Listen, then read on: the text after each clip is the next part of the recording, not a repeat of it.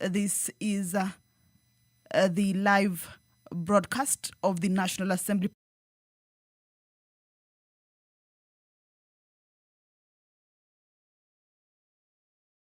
broadcast that is brought to you by the Parliamentary Broadcasting Unit in partnership with the Kenya Broadcasting Corporation. A warm welcome to you, and we are glad that you're joining us for these proceedings. The time now is 9:30. That is the time allocated for this morning sitting. What we can see on our screens, that is inside the National Assembly chambers. Already members making their way inside to get ready for the business that is lined up for consideration this morning. The Speaker's procession should also be making its way into the chamber in a short while. However, as we wait for that, we shall take a look at the priority business that the members of the National Assembly, as they convene for this morning's sitting, will be transacting. There is a bill that is coming up for first reading. This is a bill that is sponsored by the Honorable Member for Laikipia County, Honorable John Kagiri, a bill on the local content. It is a bill that is originating from the National Assembly. It's a bill that is coming up for first reading this morning, a bill that seeks to create a framework to regulate local content in Kenya. That is the Deputy Speaker of the National Assembly, Honorable Gladys Boss, making her way into the chamber, or already in the chamber, to preside over this morning's sitting. Allow me to hand you over to this live broadcast. Good morning.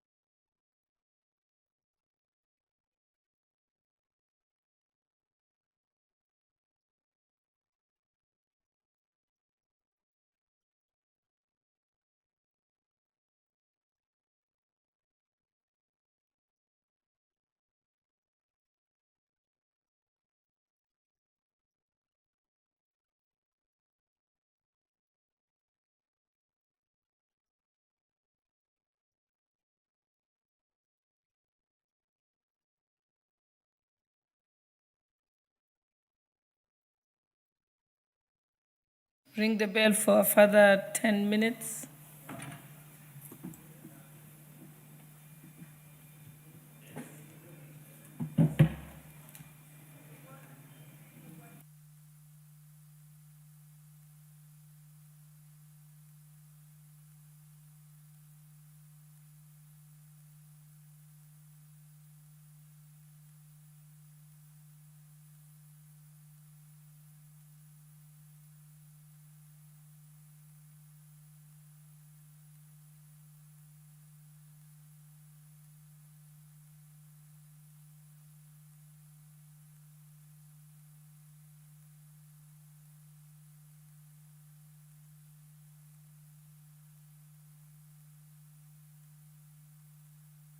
In the House Standing Order number 34,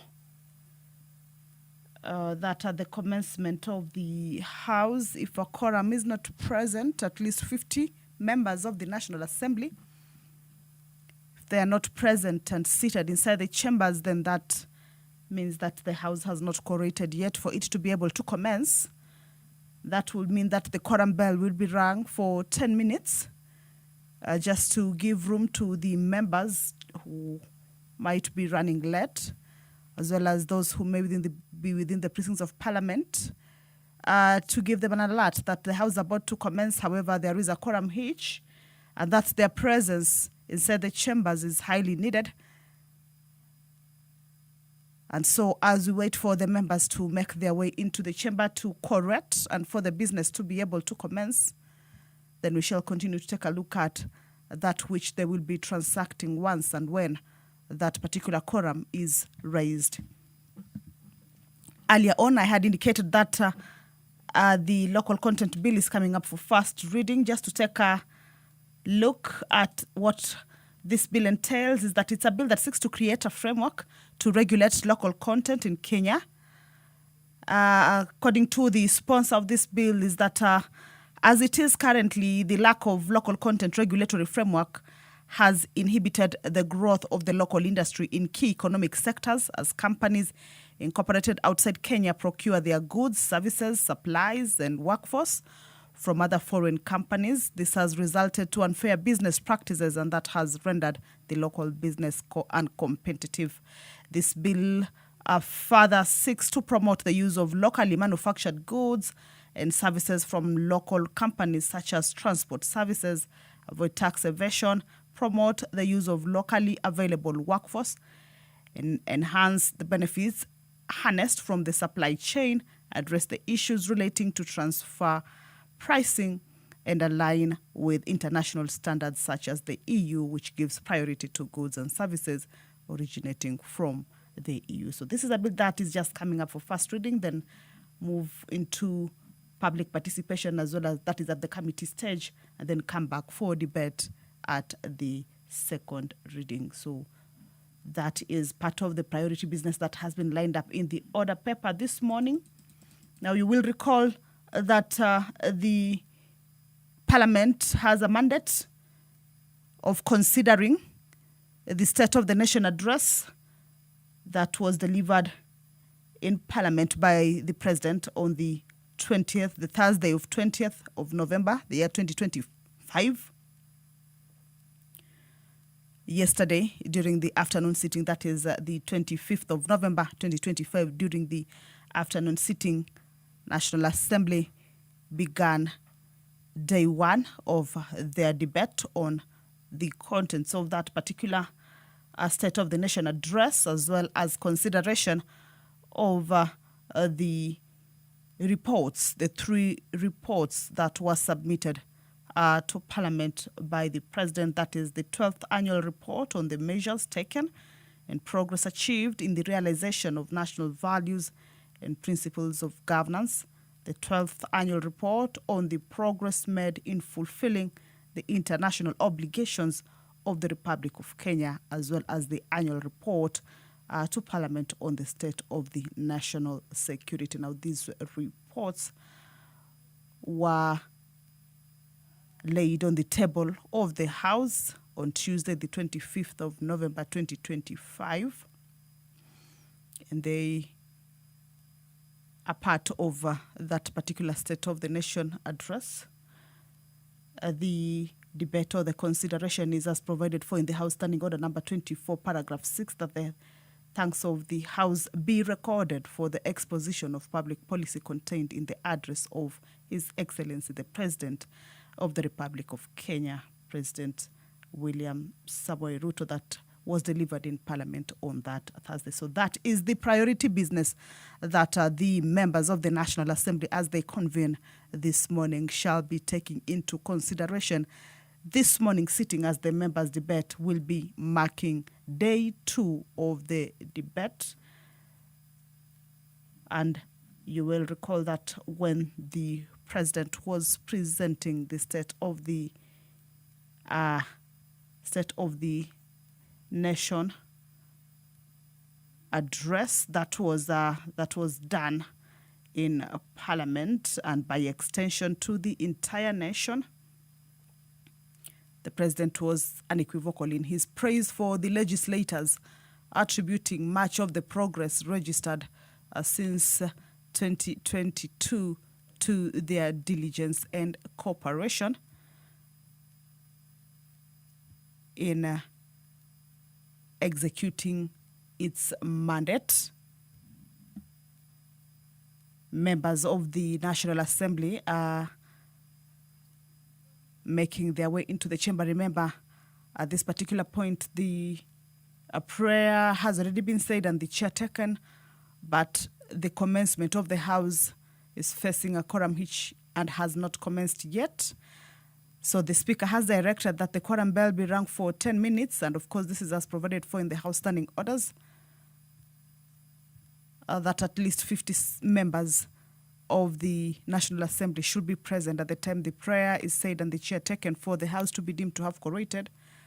However, if that is not present, then that will mean that the House has not quorated and cannot commence. Remember, it is a House of rules and laws and has to abide by its own set rules. So that quorum is what is a hindrance to the commencement of the House. But as we can see, more members are making their way inside, and we believe in a short while that quorum will be raised, and the business that is lined up for consideration shall, without any further delay, commence.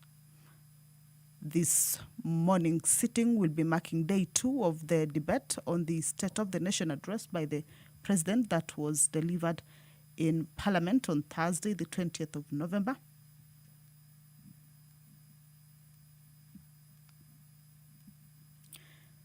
In his a speech, the President delivered a wide ranging issues that reviewed his administration's record, acknowledged challenges as well as setbacks, and set out a bold roadmap for future development.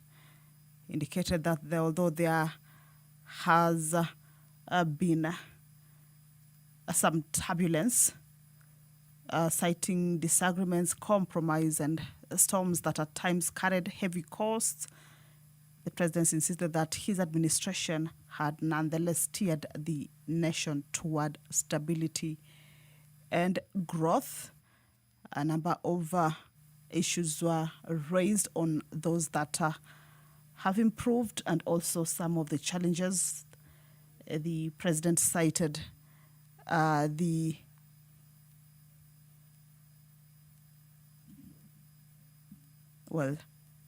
quorum is still underway. The quorum bell is still underway. If you're just joining us, that the House is about to commence.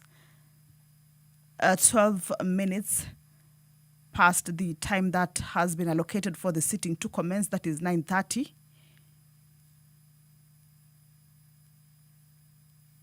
And as you can see, more members are making their way inside the chamber.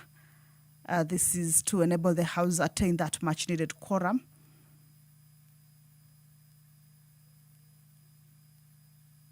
For the House to be able to commence. If that quorum is not raised, the House risks being adjourned. However, the business that is laid out for consideration this morning is one that the members cannot afford to lack that particular quorum or not to raise that much-needed quorum, because this sitting marks day 2 of their consideration on the State of the Nation address that was delivered in Parliament at a joint sitting where the members are mandated to debate that address. The Tuesday afternoon sitting marked day 1, and members gave out divergent opinions regarding the address.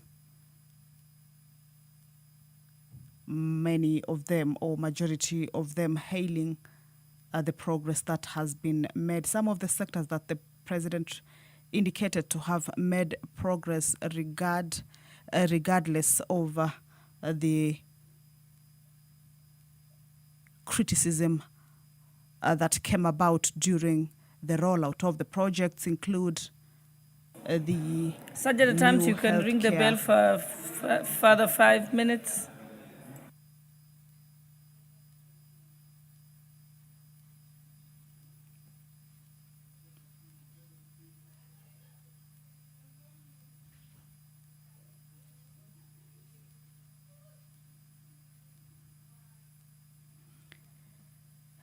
All right. The 10-minute quorum bell has lapsed.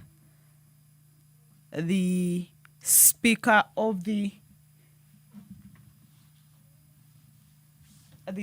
has directed that a further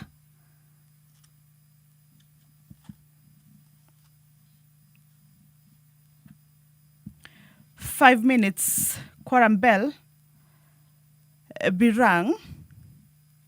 This means this is the second round of the quorum bell.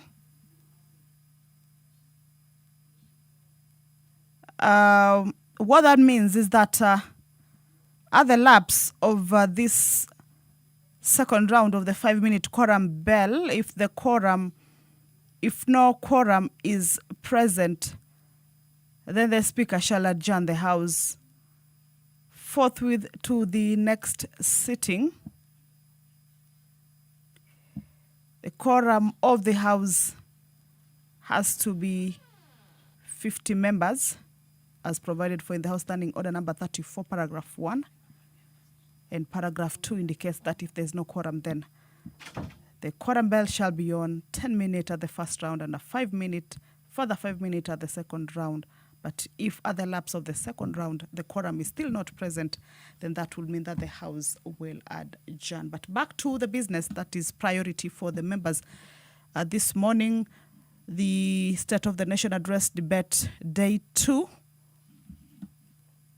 And I was looking at some of the areas or the sectors that the President indicated had made progress have so far made progress. One of the examples the President highlighted was the successful effort to bring inflation under control, indicating that inflation in 2022 stood at 9.6% and has steadily declined to 4.6%. That is as of last month. The President describing that as a significant relief for households that are struggling with the high cost of living. Also pointed out the stability of the Kenyan shilling, which had been in a worrying downward spiral, but has now steadied. That is at around 130, 129 shillings to the US dollar for nearly 2 years. That is the whip from the majority side engaging the speaker to see whether the quorum is about to be attained or not,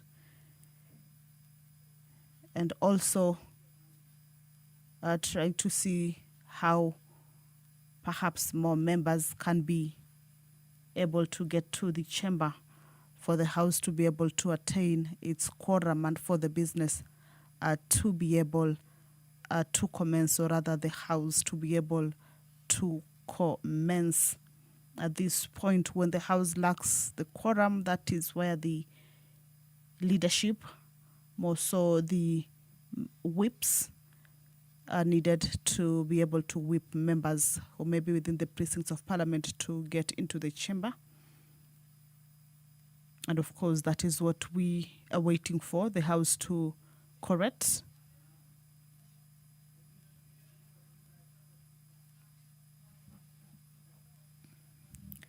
You will recall that also during the State of the Nation address, the President highlighted some progress in the agriculture and food security sector, emphasizing the strategic decision that the government made early on the subsidized production rather than consumption, and also that the shift had... Sergeant at Arms, you can stop the bell. All right, the quorum has First been attained. order. Allow me to hand. Order number 1, administration of oath. Order number 2, communication from the chair. Order number 3, messages. Order number 4, petitions. Order number 5, papers.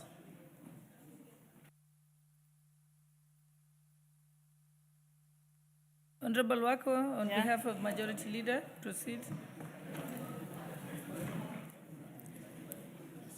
Honorable Speaker, I beg to lay the following papers on the table of the House today, Wednesday, 26th November 2025, morning sitting. 21st edition of the biannual report on the status of alcohol and drug abuse control in Kenya from the Ministry of Interior and National Administration. Number 2, annual report of the victim protection for the financial year 2024-2025 from the Office of the Attorney General. Number 3, the 4th annual report on the state of public-private partnership in Kenya for the financial year 2024-2025 from the National Treasury. Number 4, annual report for the fiscal year 2024-2025 on the implementation of the Equalization Fund. And number 5, the quarterly economic and budgetary review for the financial year 2025-2026 for the period ending 30th September 2025 from the National Treasury and Economic Planning. Number 6, annual report and financial statement for the Power of Mercy Advisory Committee for the financial year 2024-2025 from the Office of the Attorney General. Number 7, status of the implementation of recommendations of the first report of the Public Investment Committee on Social Services, Administration and Agriculture on non-compliant state corporations from the Office of Attorney General. And number 8, reports of the Auditor General and financial statements for the year ended 30th June 2025 and the certificates therein in respect of the following constituencies. 1, Fafi, 2, Garissa Township, 3, Igembe South, 4, Kangundo, 5, Gadiani, 6, Quisero, 7, Lagdera, 8, Laikipia East, 9, Laikipia West, 10, Mara, 11, Malava, 12, Mandera West, 13, Matayos, 14, Matungulu, 15, Mavokos, 16, Runyenjes, 17, Seme, and 18, Wajir North. Thank you, Honorable Speaker, and I lay. Order number 6, notices of motion. Order number 7, questions and statements.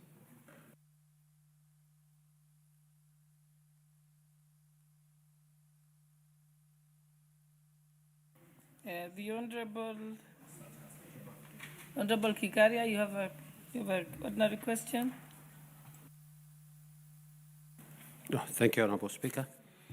Honorable Speaker, I rise to ask question number 81 of 2025 to the Teachers Service Commission. Could the Commission, 1, explain why a section of teachers within Nakuru Town East and Nakuru Town West sub-counties were not paid their enhanced house allowance between July and December 2019, particularly those from Tumaini House Secondary School, Uhuru Secondary School, Crater View Secondary School, Mogon Secondary School, Nakuru Boys Secondary School, Nakuru Girls Secondary School, and Upper Hill Secondary School. Second, 2, Honorable Speaker, provide a list of the affected teachers in the aforementioned schools and indicate the status of payment of the enhanced house allowances up to June 2025. And lastly, number 3, Honorable Speaker, state when the affected teachers will be paid the outstanding enhanced allowances for the said period. Thank you, Honorable Speaker.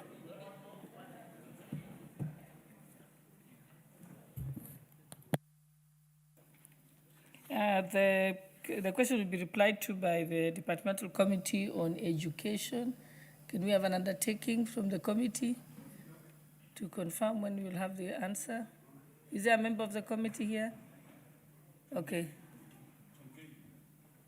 Honorable Tonkei? To be replied before the committee. Okay, thank you. Okay, and then the next question is by the member Umulkhair Harun. She has asked for a deferral of the question. It's all right. It's all right. You cannot direct the speaker. Sorry, Madam Speaker. Yeah, so let's move to statements.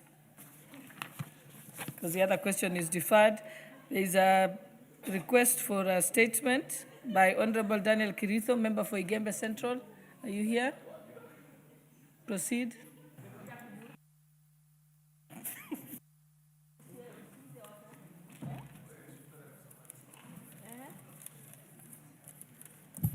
Thank you, Madam Speaker. I request for a statement regarding the non-payment of salaries to chiefs and assistant chiefs in Igembe Central constituency. Honorable Speaker, pursuant Standing Order 442C, I rise to request for a statement from the chairperson of the Department Committee on Administration and Internal Security regarding the non-payment of salaries to chiefs and assistant chiefs serving in Igembe Central constituency. Honorable Speaker, the following public officers who are appointed and are actively serving in their respective administrative units since 13th August 2024 have not received their salaries or remunerations since appointment. Mr. Shandak Mwambia, Chief, Adero Uyena location. Mr. Elias Mwenda, Assistant Chief, Dabero sublocation. Mr. Rafael Ndicho, Assistant Chief, Kanjo sublocation. Mr. Jeremiah Madeta, Assistant Chief, Liburu sublocation. Mr. Stephen Kimadi Geteye, Assistant Chief, Liliaba sublocation. And Mr. William Mugambi Manyara, Assistant Chief, Laikumukum sublocation. Honorable Speaker, these officers have been diligently discharging their administrative duties, maintaining law and order, and serving the people of Igembe Central faithfully. However, it is deeply concerning that for more than 1 year, they have not received their salaries. This situation is demoralizing, unjust, and contrary to fair labor practices, as guaranteed under Article 41 of the Constitution. Honorable Speaker, it's against this background that I request for a statement from the chairperson of the Departmental Committee on Administration and Internal Security on the following. Reasons for the delay in processing and payment of their salaries of the aforementioned chiefs and assistant chiefs. Clarification on whether these officers have been formally captured in the integrated personal payroll database. Measures that the ministry is taking to ensure that these officers are paid all their dues without further delay, and the steps being taken to prevent the recurrence of such delays in future appointments within the administration cadre. I thank you, Honorable Speaker.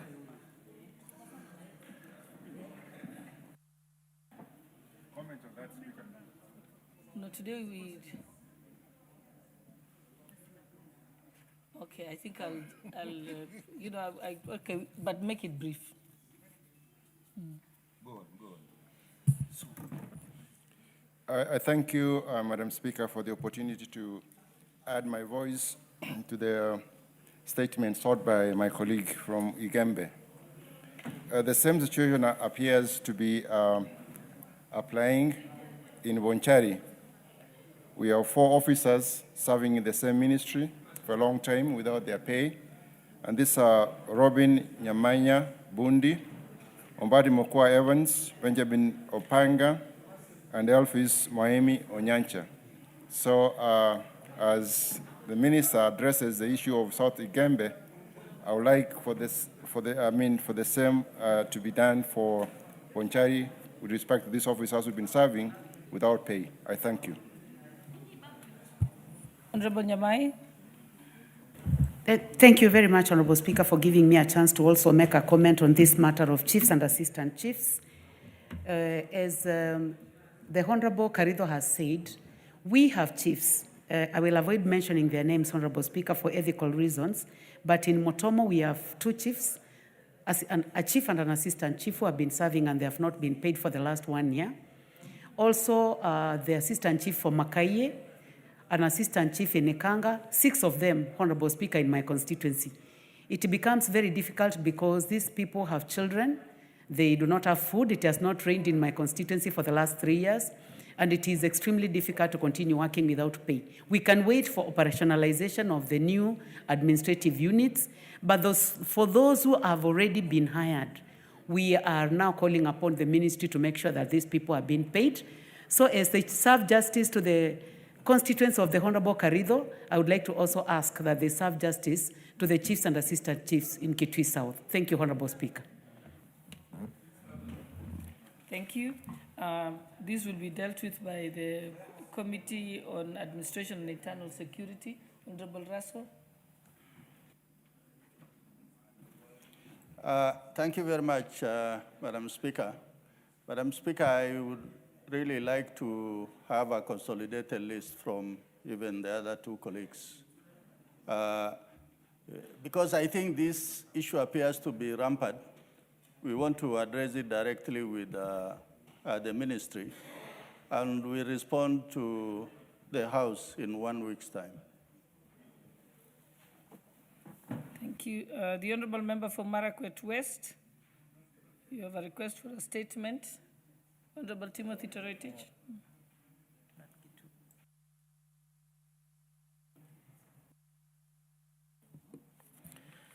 Thank you, Honourable Speaker. Honourable Speaker, I rise pursuant to Standing Order 442C to request for a statement from the Chairperson of the Departmental Committee on Education regarding the allocation and disbursement of Transitional Infrastructure Grant, TIG funds to learning institutions.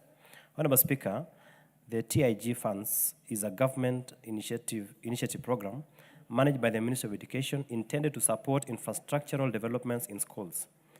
Its objective is to address the infrastructural gaps in schools to accommodate the increasing student population following the implementation of the competency-based education, that is CBE curriculum, and the transition policy guaranteeing 100% transition of learners from primary to secondary education. However, several projects initiated by the Ministry of Education under the TIG program in Marakwet West constituency have stalled, leaving incomplete structures and disrupting learning in the affected schools. Additionally, the criteria and procedure used by the Ministry of Education in allocating and disbursing TIG funds to learning institutions remain unclear to stakeholders, raising concerns about equity, transparency, and accountability in the distribution of these funds. Honourable Speaker, it is against this background that I request for a statement from the Chairperson of the Departmental Committee on Education the following. 1, a report detailing the learning institutions that have received TIG allocations from financial year 22-23, 23-24, and 24-25 across all sub-counties in the country. Number 2, the legal, policy, or administrative framework guiding the said allocations and disbursements. Number 3, plans the Ministry of Education has put in place to ensure that the stalled projects that were initiated are completed, including expected timelines for completion.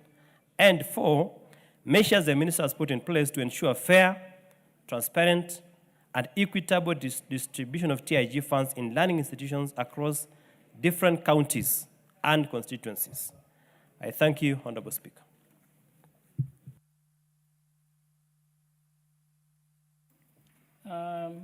Honourable Tonke, you want to give an undertaking on behalf of the Education Committee? When will it be responded to? Thank you, Madam Speaker. We will respond in 2 weeks.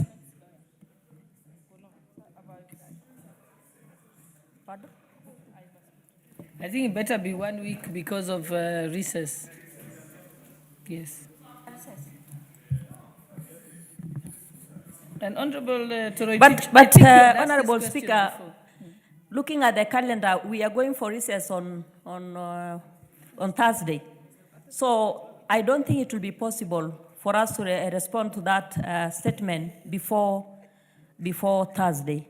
Honourable Speaker, you all know what is happening right now. Yeah, on Thursday there'll be by-elections and all that. So we undertake to respond after 2 weeks, or unless the member appears before the committee, so that we can respond in the committee session. Thank you. And Honorable Ratich, if I'm not wrong, I think you've asked this question before, isn't it? You made the request for a statement on this before. Honorable Speaker, it's a different question. The other question was about SECIP. This one is about TIG funds. Honorable Speaker, whereas I respect the sentiment by Honorable Tonkei, Honorable Speaker, this is a very serious issue. Remember, under the current CB program, we need more classrooms. There are many pending projects under the TIG funds that remain incomplete in our institutions. Therefore, Honorable Speaker, if the CS can appear before the committee on Tuesday, I'm ready to appear so that I put across the sentiments to the committee and to the ministry. So, Honorable Speaker, Thursday next week would be fair for the response. I hope you have noted that, Honorable Tonkei. There's a request for a statement by the Honorable Member for Starehe, Honorable Amos Mwago. Is he here? Okay, we'll defer it.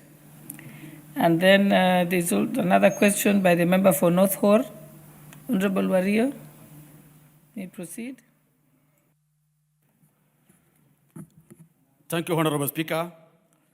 Pursuant to provision of Standing Order 44-2C, I rise to request for a settlement from the chairperson of the Departmental Committee on Lands regarding the prolonged delay in the registration of Trobi Bubisa community land. Honorable Speaker, Section 6 and 7 of the Community Land Act, Cap 287, clearly outline the legal procedures for registration of community land. On 25th September 2024, the Turbi Bubisa community, located in Northern Constituency, Marsabit County, undertook all the necessary steps in relation to recognition of their community land, including constitution of the Community Land Management Committee, holding of public participation forums, mapping and demarcation of their ancestral land, and submission of Form CLA1 for the recognition and registration of the community land to the Ministry of Lands. Despite this, the community is still yet to receive its title deed from the Registrar of Lands. This undue delay not only exposes the community to land insecurity and potential encroachment and development, but also undermines the spirit and the intent of Community Land Act, which was enacted to protect the land rights of pastoralists and indigenous communities across the country. Honorable Speaker, it is against this backdrop that a request for a settlement from the chairperson of the Departmental Committee on Lands on the following. Reasons for the delayed registration of Trobi Bubisa community land by the Ministry of Lands. Timelines within which the ministry will complete the registration process and issue the title deed to the Trobi Bubisa community. And finally, measures and policies the ministry has put in place to ensure timely processing of requests for community land across the country. Thank you, Honorable Speaker. That statement will be responded to by the Committee on Lands. Is there a member of the Lands Committee here? Yes. You want to give an undertaking on behalf of the committee? Thank you, Honorable Speaker. Probably we'll give feedback in another 2 weeks' time. Thank you. Thank you. Then we have a request for a statement by the member for Nyaribari Chache, Honorable Zahir.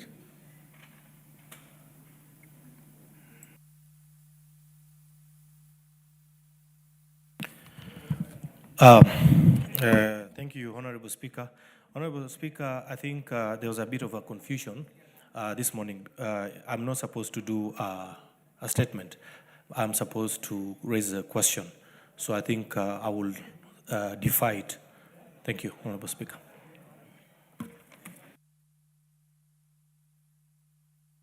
The Honorable, next one is the Honorable Member for Sabatia, Honorable Clement Sloya.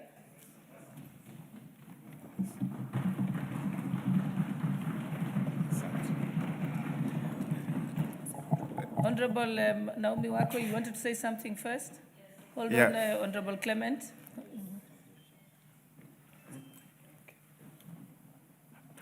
Thank you, Honorable Speaker. putting into consideration the number of days and months that Honorable Clement's lawyer has been out because of health issues. As 13th Parliament, we thank God that he's back. And he has been very active and participating in different ways. But because of health matters, he has been away.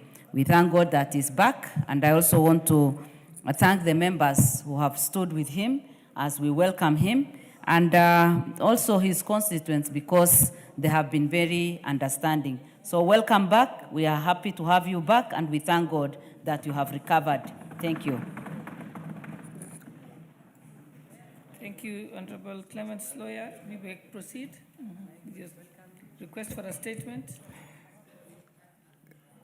Honorable Speaker, pursuant to the provisions of Standing Order number 42C, I rise to request a statement from the chairperson of the Departmental Committee on Transport and Infrastructure regarding the Lunyerere Bridge along the Kisumu-Kakamega Highway. Honorable Speaker, the Lunyerere Bridge serves as a critical link for residents of Vihiga, Kakamega, and Kisumu counties and surrounding regions, facilitating the daily movement of passengers, goods, and services. However, the bridge is narrow, lacks adequate safety guardrails, and is poorly illuminated. As a result, it has increasingly become a black spot. Several lives have been lost over the years, with vehicles and motorcycles frequently plunging into the river when motorists lose control due to heavy rains or during periods of low visibility. The recurring loss of lives and property therefore calls for urgent intervention regarding the bridge's structural design and width. Honorable Speaker, it is against this background that I request for a statement from the chairperson of the Departmental Committee on Transport and Infrastructure on the following. 1, immediate measures and long-term interventions being taken by the Ministry of Roads and Transport to enhance the safety of motorists and pedestrians on Lunyerere Bridge along the Kisumu-Kakamega Highway. 2, plans, if any, to expand the bridge to meet the required safety and traffic standards, including the expected timelines for commencement and completion. And 3, the immediate plans the ministry has to install guardrails, reflective signage, road markings, and proper lighting to enhance safety of motorists and pedestrians on Lunyerere Bridge. I thank you. This will be marked to the Committee on Transport and Infrastructure.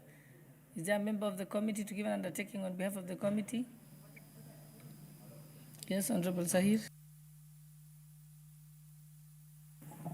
Honorable Speaker, we will do something about it, respond to it. Thank you. Maybe 1 week. Thank you. Thank you. There is also a request for a statement by the Honorable Joyce Kamene, member for Machakos County. Just walked in on time.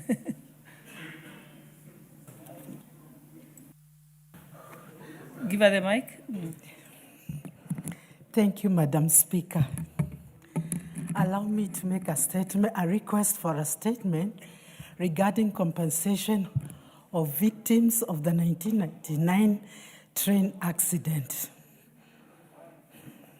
Honorable Speaker, pursuant to the provision of Standing Order 44.2c, I rise to request for a statement from the chairperson of the Department Committee of Transport and Infrastructure regarding compensation of Mr. Stephen Mboya Mutiso, a survivor of the 1999 train accident. Honorable Speaker, Mr. Stephen Mboya Mutiso of ID number 5090070 and a resident of Kaiwa in Kadhiani constituency, Machakos County, was involved in a tragic train accident on 24th March 1999 while traveling from Nairobi to Mombasa. The accident, which which occurred when the train derailed in Tsavo National Park, claimed 32 lives and left more than 100 passengers injured. Mr. Stephen Boya sustained serious injuries and was admitted to Kenyatta National Hospital for 8 months. Following his discharge, he has continued to attend monthly medical clinics. Tragically, his mother, the late Ngondu Mutio Musembi, was among those who lost their lives in the accident. The Kenya Railway Corporation undertook to cater for the burial expenses for the deceased persons and to assist with medical bills for the injured victims.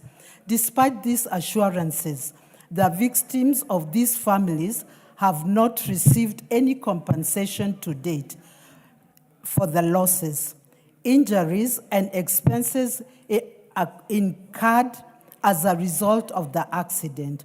The prolonged lack of compensation by the Kenya Railway Corporation has caused immense financial hardship and distress for Mr. Stephen Boya, who continued to face expense of medical care linked to the injuries sustained during the accident.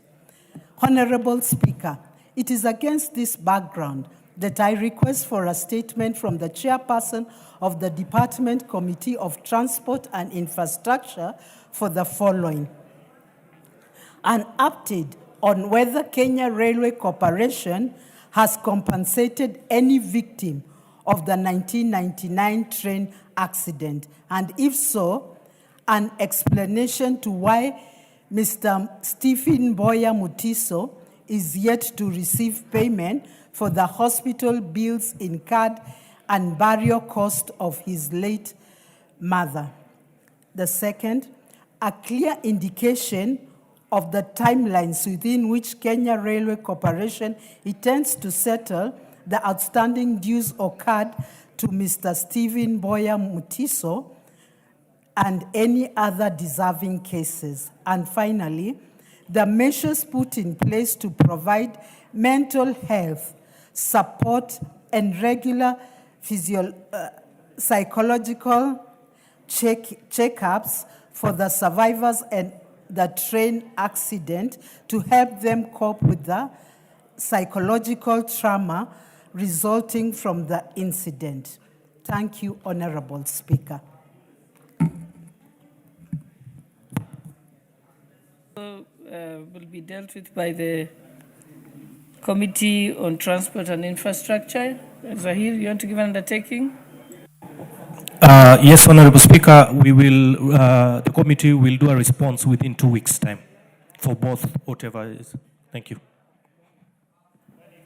Okay, we also have a request for a statement by the Honorable Member for Nandi Hills, Honorable Kitur.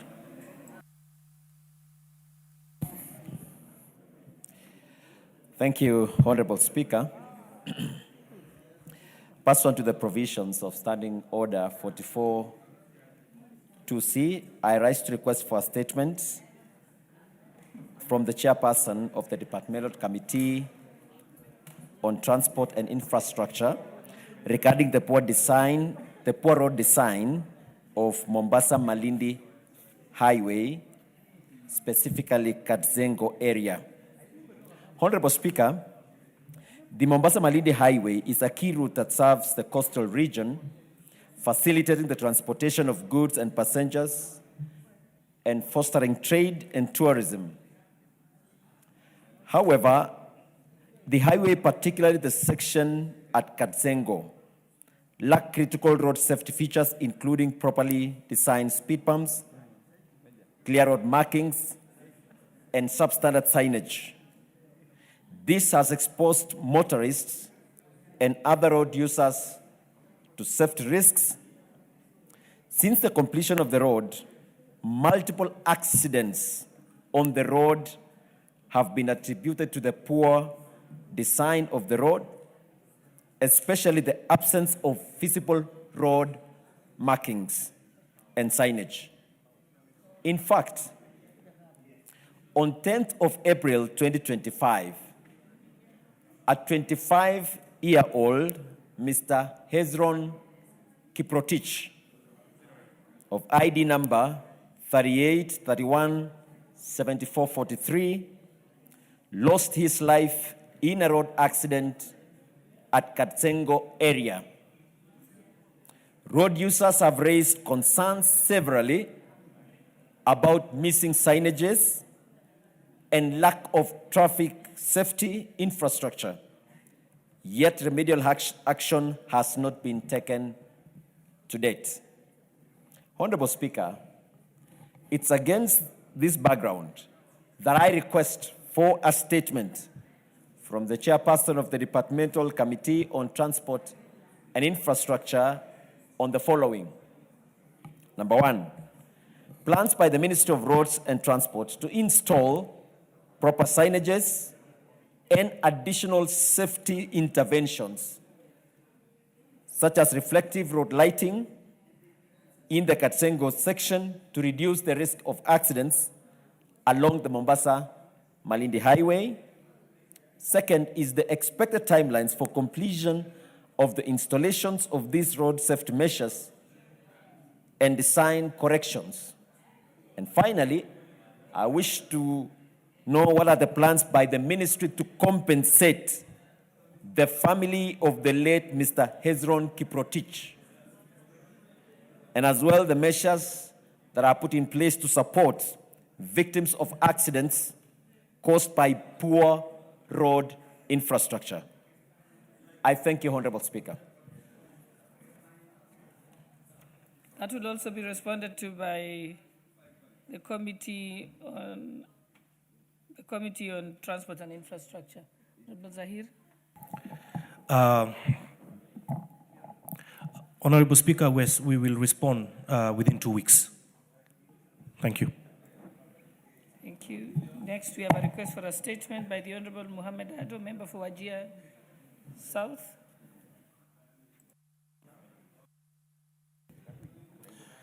Thank you, Honorable Speaker.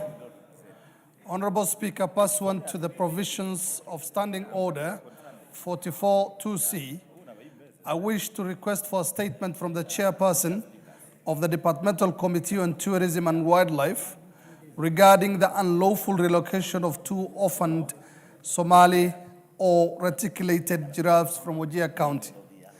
Honorable Speaker, 2 orphaned giraffes were being cared for and protected by members of the local community and conservation volunteers in Wajir County were recently relocated from their natural habitat by the Kenya Wildlife Service without any local community involvement, in total disregard of established conservation principles, community rights, and the spirit of devolution.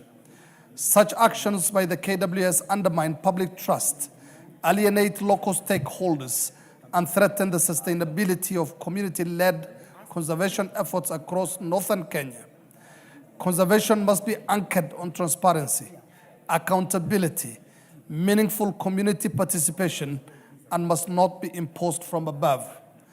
Honorable Speaker, communities in arid and semi-arid regions have consistently demonstrated exceptional commitment to wildlife protection, often at a great sacrifice. It's therefore incumbent upon the national government and its agencies to uphold the principles of partnership and consultation in all conservation undertakings. Policy and administrative measures must ensure that the community must consent and participation are mandatory prerequisites for any wildlife relocation on conservation intervention. Honorable Speaker, it's against this background that I seek a statement from the chairperson of the Departmental Committee on Tourism and Wildlife on the following. A report on the relocation of the 2 Somali giraffes from Wajir County and a clear timeline for their return to their natural habitat. Number 2, measures being taken to ensure transparency and accountability in KWS decisions regarding wildlife translocation, including disclosure of any private entities involved in this particular case, and also measures being taken to establish an inclusive framework for wildlife management that recognizes community partnership, participation, and equitable benefit sharing. I thank you, Honorable Speaker.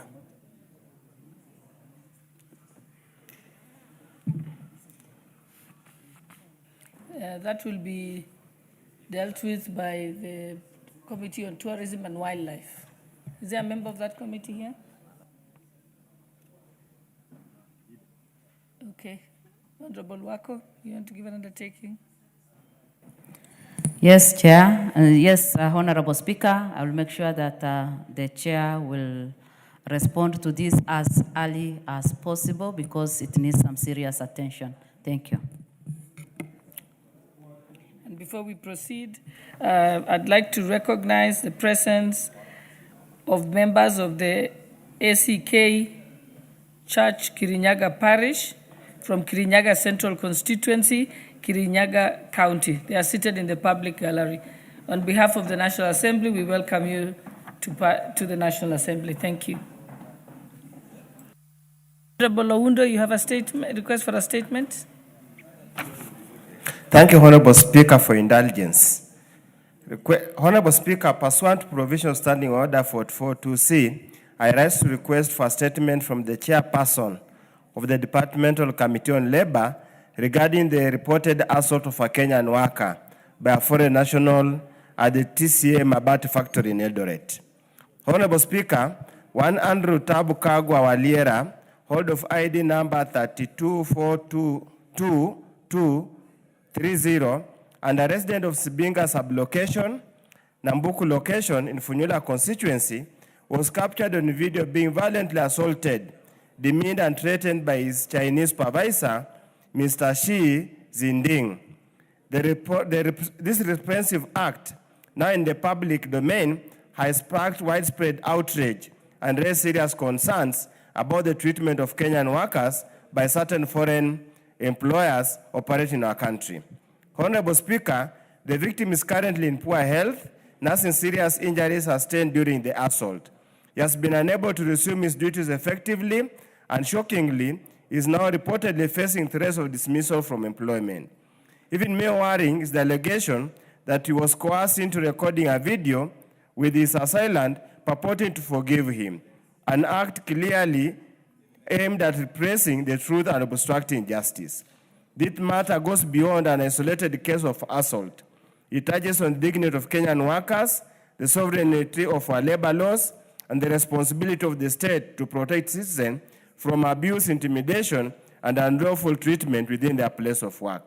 Honorable Speaker, it's against this background that I seek a statement from the chairperson of the Departmental Committee on Labor on the following. A, lawful action being taken against the Chinese national, Mr. Shi Zinding, in accordance with the provision of the Kenyan labor, migration, and criminal laws. Steps B, or 2 steps being initiated to ensure adequate compensation and medical support for the victim, Mr. Andrew Kagwa Waliera, for the injuries, trauma, and economic losses he has suffered. And 3, the immediate and long-term measures the government is putting in place to prevent the recurrence of such assaults, mistreatment, violation of Kenyan workers by foreign employers, and to guarantee a safe, dignified, and lawful working environment for all employees. I thank you, Honorable Speaker. Thank you. That will be forwarded to the committee, the Labor Committee. Anybody from the Labor Committee to give an undertaking? Honorable Wako, then. Thank you, Honorable Speaker. I'll talk to the chair so that they respond before we go on recess. Thank you. Now we go to responses to statements. We'll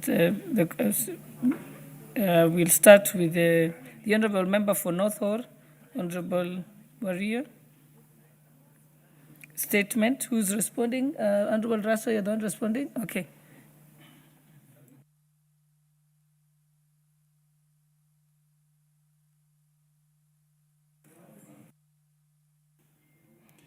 Thank you very much, Madam Speaker. Madam Speaker, the member of Parliament for Northern Constituency, Honorable Ade Wario, has requested to be apprised of the plight of internally displaced persons in Marsabit County. The Honorable Member sought to be informed, plans to expedite and conclude the process of resettlement to the specific measures being implemented to restore and sustain long-lasting security and peace in Marsabit County. Honorable Speaker, Marsabit County has internally displaced people arising from 2017 to 2021 conflict. Consequently, the CS for Interior and National Administration has formed IDPs committee chaired by the county commissioner. Other members of the committee include the county government members, members of parliament, and the committee has the following terms of reference. Profile of internally displaced persons who are displaced from their existing homes and farms. Make appropriate recommendation on how the problems of IDPs can be resolved. Honorable Speaker, the following measures have been taken. 1, formation of a county peace committee. 2, all political activities which are geared towards community animosity and divisions have been banned. 3, intensify both mobile and foot patrols, particularly in vulnerable and high-risk areas. 4, establishing temporary checkpoints along key route and access point to monitor movement and intercept any highway criminal activities, enhance surveillance, and ensure a quick police response.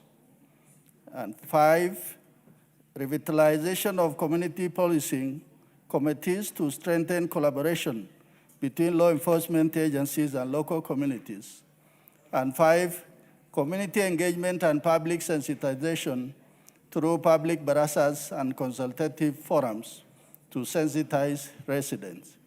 Signed by Honorable Kipchumba Murkomen, EGH, Cabinet Secretary for Interior and National Administration. Honorable Speaker, I beg to submit.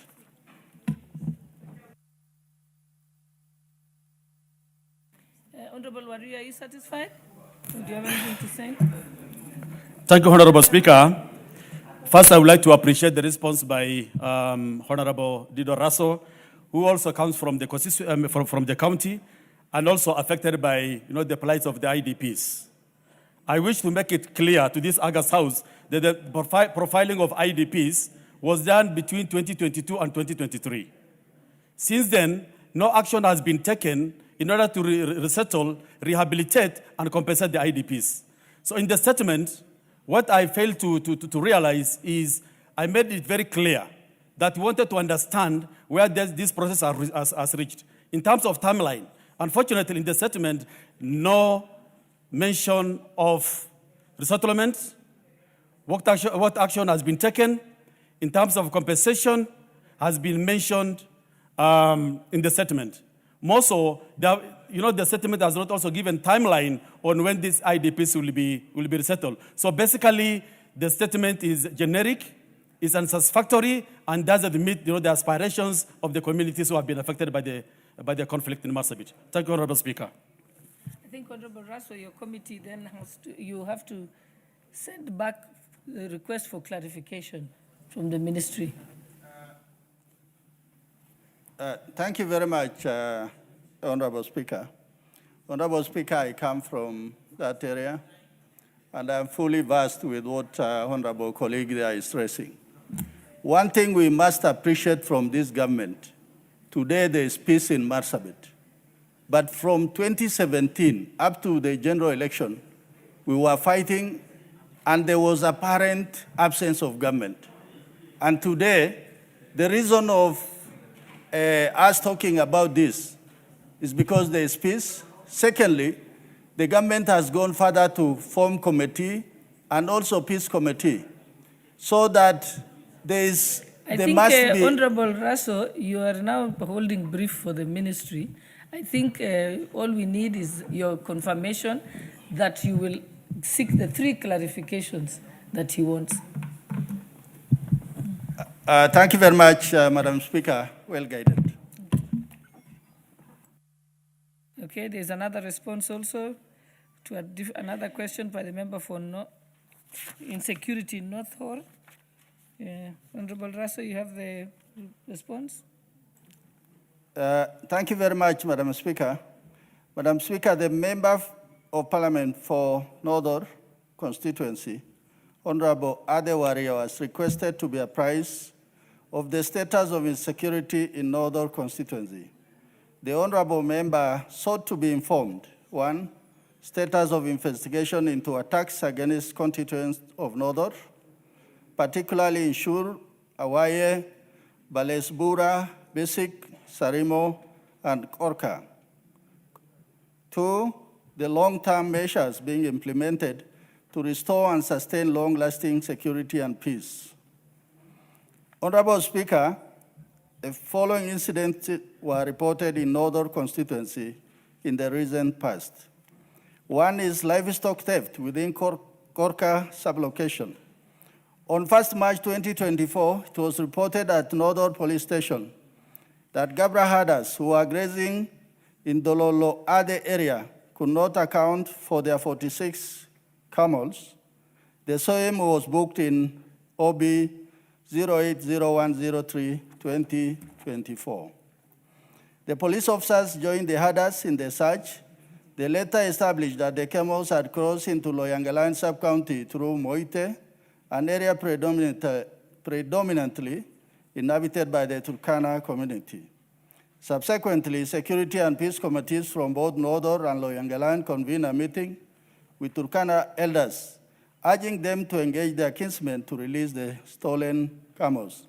The meeting yielded positive result, leading to surrender of 27 camels and 4 calves at Gas ASTU camp, which were later handed over to their rightful owners.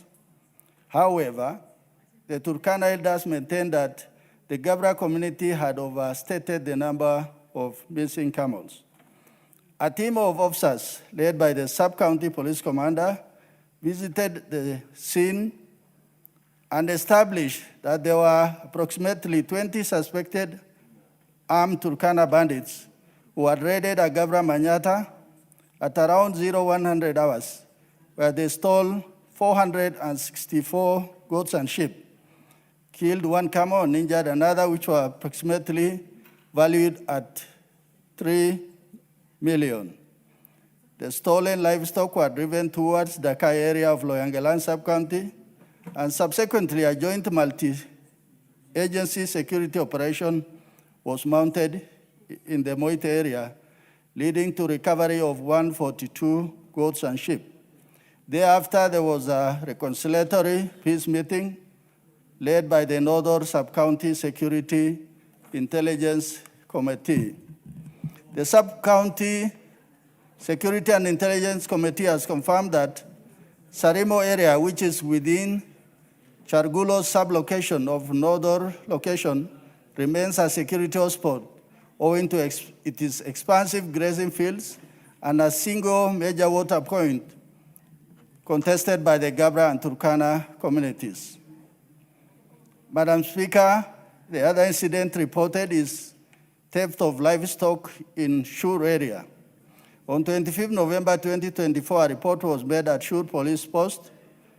150 camels were stolen and 1 person fatally injured. The report was booked by OB 02-25-11-2024. Police officers, with the support of local residents, recovered all the stolen camels and returned them to their rightful owners. The third is insecurity incidents in Balesbura and Basic areas. On 6 September 2025, a banditry attack occurred in Balesbura and Basic location within Marsabit North Sub-County, resulting in the fatal injury of 3 Gabra pastoralists and serious injury to 1 person in the Dambala Badana area. Following the incident, An inquest file 04-2025 was opened, and chiefs from both Marsabit North and Loyangalan sub-counties recorded their statement. Insecurity within Loyangalan sub-county. Honorable Speaker, on 13th October 2025, a report was made at Loyangalani Police Station by Epus Lichochi that suspected Gabra bandits had attacked and fatally injured a herder at one of water wells within gas location of Northern Sub-County. The incident was booked in OB. The deceased body was later interned in Loyangalani, followed a postmortem. On 19th October 2025, suspected Turkana bandits, in what is believed to be a retaliatory attack, shot and killed Guyo Elema Halake while he was herding cattle in Milima Siriko in gas location, Northern Sub-County. The long-term measures being implemented to restore security within the area. 1, STU camp at gas continue to enhance security within hotspot areas. 2, security agencies are sustaining continuous disarmament operation targeting illegal possession of firearms. 3, recruiting National Police Reservists to complement the police in the fight against banditry. 4, revitalization of community policing forums. And 5, facilitating sustained dialogue between communities through regular meetings aimed at fostering mutual understanding. Signed by Honorable Kipchumba Murkomen, EGH, Cabinet Secretary for Interior and National Administration. I beg to respond, Honorable Speaker. Member for North Hall, do you have any? Thank you, Honorable Speaker. The incidences of attack reported by the ministry are just a few among many others which were inflicted on the peace-loving people of North Hall. According to the report issued on 1st March 2024, a total of 46 camels were stolen. Out of these, 27 camels and 4 calves were later surrendered to the owners. The attackers were reported that 32 camels entered their territory, against the 45 reported by the community, while 4 died and 2 were killed by hyenas. However, the figures do not add up, revealing their clear contradictions. The 4 camels reportedly died while in the hands of the aggressors, and therefore compensation is required. The key question remains, what plans does the government have regarding the 13 missing camels? Honorable Speaker, on 2nd October 2024, it was reported that Turkana herders attacked Gabra satellite camps, stealing 464 sheep and goats, killing 1 camel and injuring another. According to the response by the ministry, only 142 shots, that are sheep and goats, out of 464 were recovered, leaving 322 still in the hands of the aggressors. Therefore, I'm seeking answers on when the remaining livestock will be recovered and returned to the rightful owners. Honorable Speaker, on 6th September 2025, heavily armed militia ambushed Gabra herders, killing 3 innocent herders instantly and injuring 1, who remains hospitalized and still not out of danger. 81 days after this incident, no arrests have been made yet. In a country governed by the rule of law, this raises serious questions about justice and accountability. Despite consistent intelligence reports and warning of impending attacks, the security apparatus has repeatedly failed to avert the losses. Honorable Speaker, on 13th of October 2025, it was reported that suspected Gabra herders attacked and fatally injured a Turkana herder at Wano water point. However, Wano is located deep inside Northern constituency, raising a serious question about why the victim had traveled so far deep into the area without the knowledge of the Gabra herders. This unusual movement suggests that the victim may have been on a serious mission. Furthermore, no evidence has been presented to prove that the Gabra herders were responsible for the killing, because there's no reported incidences of attack on that particular day. What's your point of order, Honorable? The honorable member, I don't know whether he's in order to continue reading while he's not giving a statement. He's supposed to be debating and refer to the notes, but I think he's reading the statement. I don't know whether he's in order. Okay, take that into consideration, Honorable Wario. Proceed. Honorable Speaker, I think I gave my statements long ago, and that's why the honorable member was able to respond. And I'm just giving, facts about the irregularities within the statement, which was presented by the committee chair. Honorable Speaker, attacks on Gabra Hadas still is ongoing. 1st November 2025, according to the book OB number 10-1, 11-2025, an attack on Gabra Hadas in Sibiloi area were reported, killing one Hada, Jilo Kuni Golbo, aged 30 years, injuring two others, Mr. Roba Kuni Golbo and Abudo Yatani Wario, aged 25 years. And the attackers stole 420 goats. Also, on 2nd of November, the following day, an incident occurred, booked OB 092-11-2025. The heavily armed Turkana militia attacked Gabra Hadas, killing one person. Wario, maybe the best thing is to... I'm just finished. I finished, Honorable Speaker. Yes. Yes. But you'd do yourself good if you gave it to the committee, those Okay. incidences, because you have more incidences than what the minister has provided. Yes. So that you seek bring it to their attention. So basically, looking at the number of livestock that has been stolen and those has been recovered, we still have a deficit of 1,355 sheep and goats, 40 donkeys, 28 camels, cattle, and 13 camels, which have not been returned yet. While the police have reported some have been recovered, but still in the hands of the aggressors. So I would like to know when this livestock will be recovered, returned to the rightful owners, and what measures will be put in place so that these attacks will not continue on that corridor. Thank you, Honorable Speaker. As you seek clarification from the ministry, I think you can take that into account. Thank you very much, Madam Speaker. Although you stopped me last time, I come from the area. I'm a member for SACU, representing Marsabit in this August Assembly. Currently, in Marsabit, the major problem is within an arc between Mount Kulal and Lake Turkana. It is a kind of to and fro attacks among the pastoralist community. I will get more details from Honorable colleague and will share it with the ministry. Thank you, Honorable Speaker. Okay, thank you. And then the next response, again, is I think you're going to be on your feet today. Again, Honorable Russell, to the request for a statement by Honorable Esther Passaris, member for Nairobi County. Thank you very much, Madam Speaker. Madam Speaker, the member for Nairobi County, Honorable Esther Passaris, requested to be apprised of a video clip that had been circulating on social media alleging a confession to rape by Pastor James Nganga. The honorable colleagues sought to be informed, 1, measures being undertaken by DCI to authenticate and investigate the circulating video. 2, the mechanism in place to identify, locate, and protect survivors of sexual violence.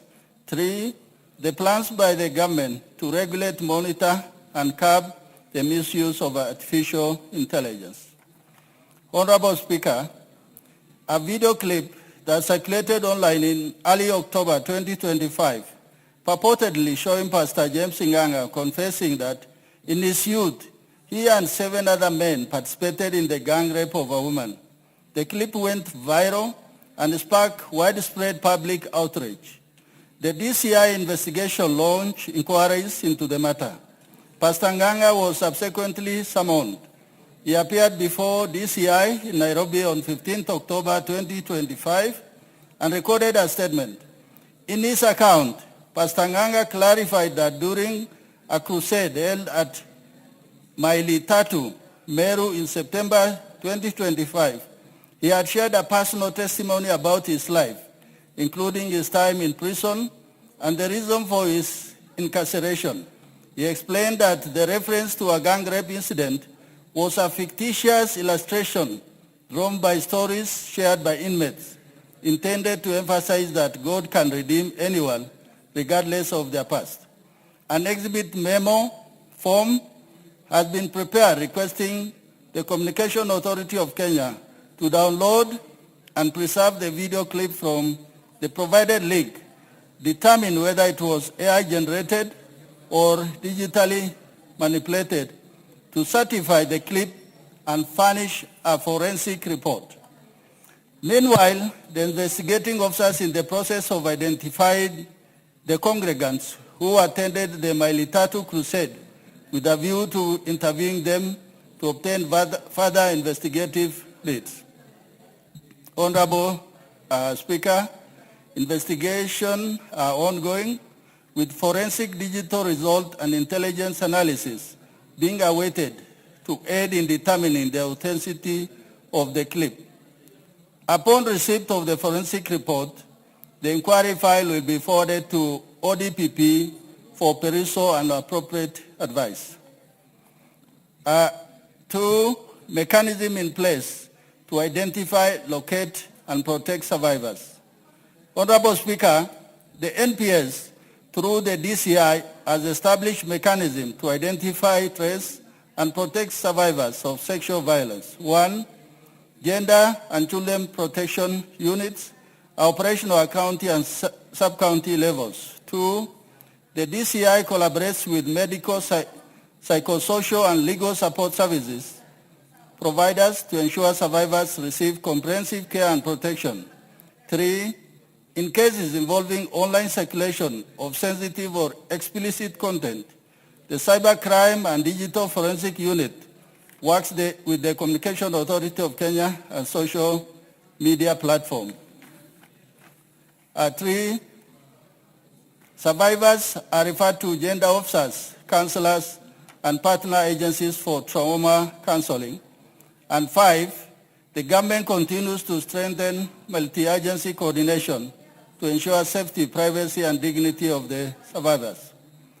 Honorable Speaker, plans by the government to regulate, monitor, and curb misuse of AI and other digital technologies. 1, the recent assent by President to key legislation, including the Computer Misuse and Cybercrime Amendment Bill 2024, has strengthened the legal framework. 2, recognizing that rapidly advancing digital tools, including generative AI, deepfakes, automated boots, and still editing software can be weaponized. Honorable Speaker, it is within the sovereign responsibility of any state to institute appropriate measures to differentiate its citizen from non-citizen.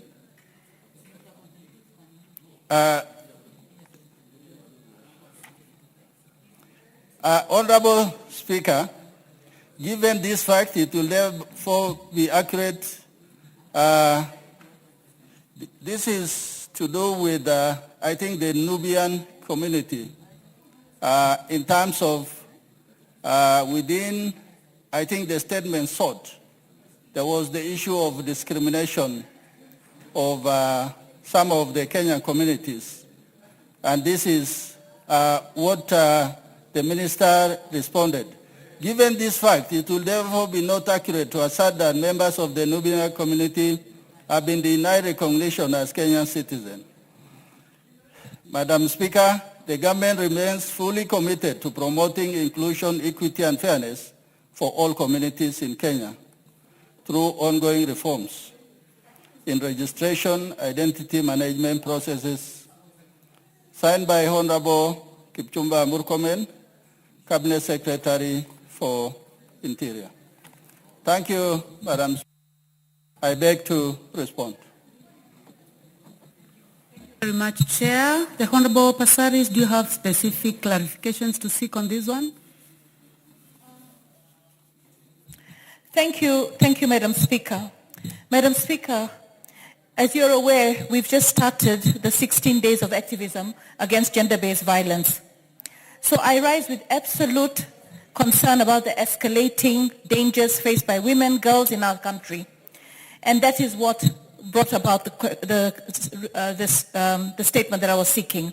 The events of the past week, Madam Speaker, I want to bring this to your attention. The events of the past week has shown us that we are not dealing with isolated incidents when it comes to gender-based violence. It's a pattern. It's a pattern of violence, neglect, and institutional failure. Honorable Speaker, the matter involving Pastor James Nganga generated intense national debate. When the video circulated, the pastor came out immediately. He addressed it, reacted to it, and in many ways acknowledged the clip, while making further remarks, some directed at me personally. But this is not about personalities. It's about whether the incident he described, whether many years ago or recently, involved harm to a woman whose story remains unknown. Violence does not lose its gravity with time. A possible survivor or her family may be living with unanswered questions. If nothing happened, the public needs clarity, grounded in professional investigations. What the chair has just told me in the response. Madam Speaker, do you know we have what is appearing in textbook, in structures in government, but not the reality on the ground. I mean, this country needs something like Magufuli style or Carissa Maitha, where you just take the bull by the horn and do something about it. Just this week, there's been a disturbing TikTok video of teenage boys harassing women in broad daylight, grabbing them, slapping them, dragging them, schoolgirls into videos without their consent. Why? Because they're looking for likes. That is sexual harassment. What are we doing about it? Madam Speaker, as I said, we are in the 16 days of activism against gender-based violence. There is Rita Mweni, Roysambu, Starlet Wahu, South B, Mary Wangui, Kasarani, Christine Soeta, Kakamega, Brenda, an MKU student in Thika, Irene Ayemba, and then there's Abigail. Abigail, here in Kasarani. Now, I want you to listen to this because you always interrogate Interior, okay? When Abigail's mother called recently and asked, what is the status of the investigation on my daughter? This is what the police told her. Wait, we have other cases. And then here you're telling me that we have structures and we are doing what is necessary, we are giving counseling, we're investigating. No, we are failing, okay? Honorable Speaker, no parent should have to hear that, wait, we have other cases. It is a reflection that the system is overstretched, it's under-resourced, and at times lacking in compassion. The Models Association have come to me and said they work in fear. They walk in fear. And I will be arranging for them during this period of 16 days of activism, not by bringing a question here anymore, but by taking them to the PS of Interior, to the DIG and the DCI. I've actually spoken to the DCI personally and told him, we need a human heart, we need compassion, we need to do something more than just say this is a case or a file. Honorable Passaris, eh? No, Madam Speaker. I'm being magnanimous, eh? Yes. Because you started with talking about the 16 days of activism. Yes. But I would like you to specifically go to this matter that you had raised. Yes. So that the chair, if you are satisfied by the response that has been given, specifically on this one. Yeah, but Madam Speaker, when it comes to this one, Pastor Nganga had already went to the DCI.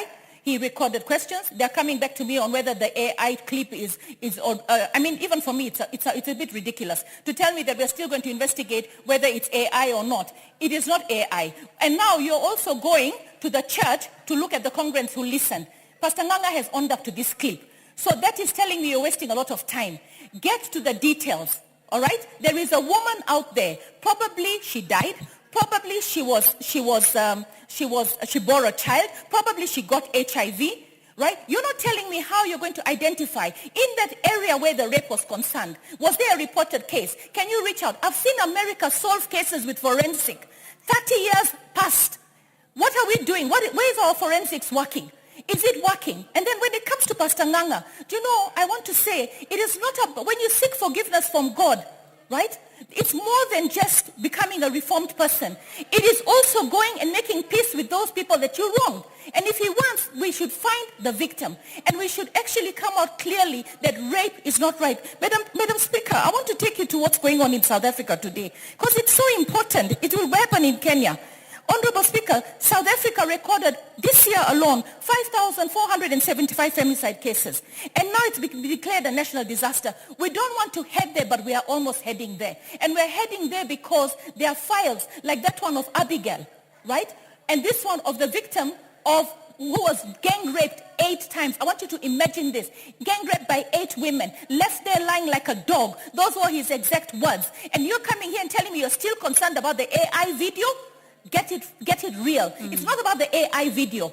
The AI video coming and clarifying to me that the AI video is actually an original, and the church members have said this and said that, find me the survivor. Find me justice for the survivor. Tell me what happened with this case. There must have been a patient in a hospital. There must have been a police case reported. There might have been a dead body. You can look at your records over 10 years. Where is the forensics? We should be able to solve these cases. These files of women who have been raped and killed in Kenya, and I've mentioned the names, they're gathering dust. The police are too busy. They have no compassion.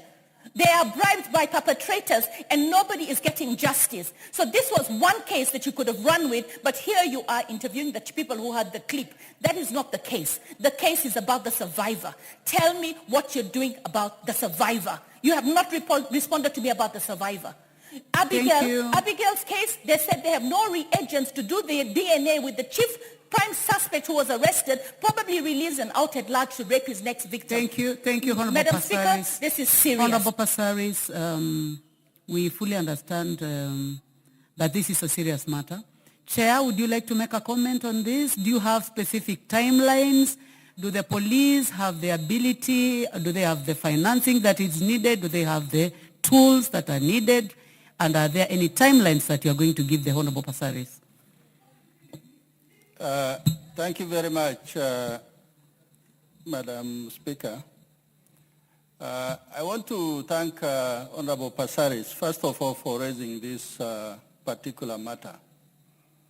And indeed, if we must take this country serious, any crime by anybody, it doesn't matter at what level they operate in this country, nobody is above the law. And Pastor Nganga, whoever he is, I don't know him, he must be a personality who is known. He cannot take raping of a woman as a joke. And that is why the DCI had to call him. But the issue why AI came into the picture in this particular matter is honorable colleague wanted to find out if this was actually an AI or it is a true thing that this gentleman talked from the pulpit. And that is why sometimes when you raise questions in Parliament, please don't try to mix things. Let us call a spade a spade. Was Pastor Nganga involved in this rape? If he is, then he must be pulled through to the end, including even prosecuting him. Indeed, he also confirms that he was incarcerated, he was jailed. Would it be on the same or on some other issues? On some other issues? Chair, Chair, let us be specific. You are telling us what the DCI should do. You are the chair. Of course, in the absence of the chair, you are the chair. So when are these activities that you're indicating, when is it going to be done? Do you have timelines so that we can close this? Madam Speaker, I'm not emotional about this matter. What I am about is facts.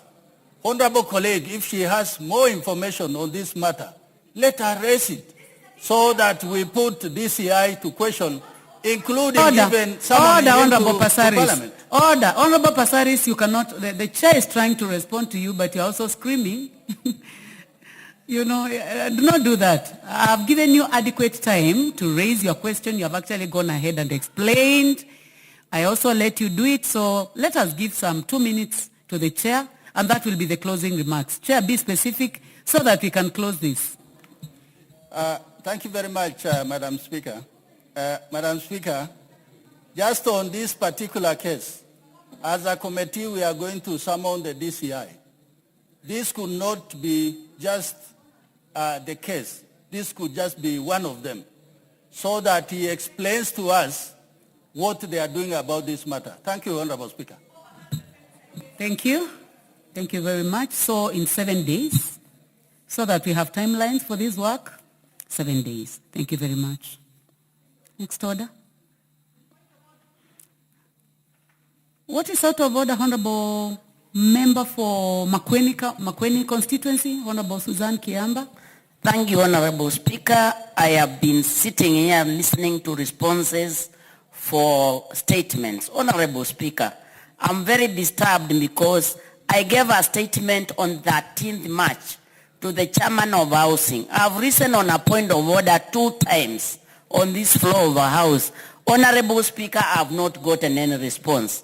Honorable Speaker, I'm wondering, who should follow up? I've followed up in the table office everywhere, and I've not gotten a response. And this question, I was asking the chairman on behalf of Kenyans and on behalf of my constituencies. Honorable Speaker, what would be the way forward? Thank you. Way forward on getting a response, which I've asked on 13th March, and I've stood on the floor of the House on point of order twice, and ever since I've not gotten any response. Thank you, Honorable Speaker. Well, are you a member of Housing Committee? And would you like to respond on that? You are sure that you have the response? Because I wanted to find out you do not have? Okay, where is the chair? And the chair is here. Thank you very much, Chair, for being in the House. Would you like to respond to this? 9 months down the line, the Honorable Susan Kiamba has not received a response on a statement that she sought on the 13th of March. And today we are going to end of November, end of the year. What is your response? In a minute, please.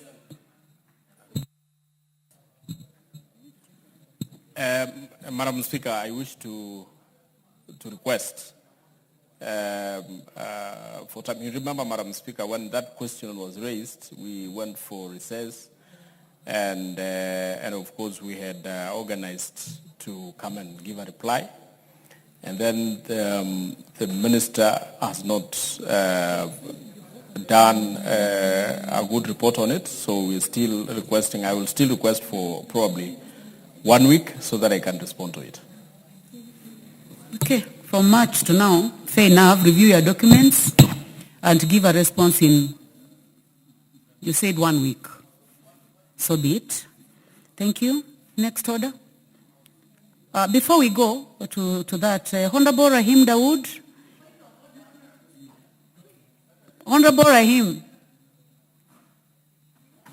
Honorable Suzanne, so that we move to the next business,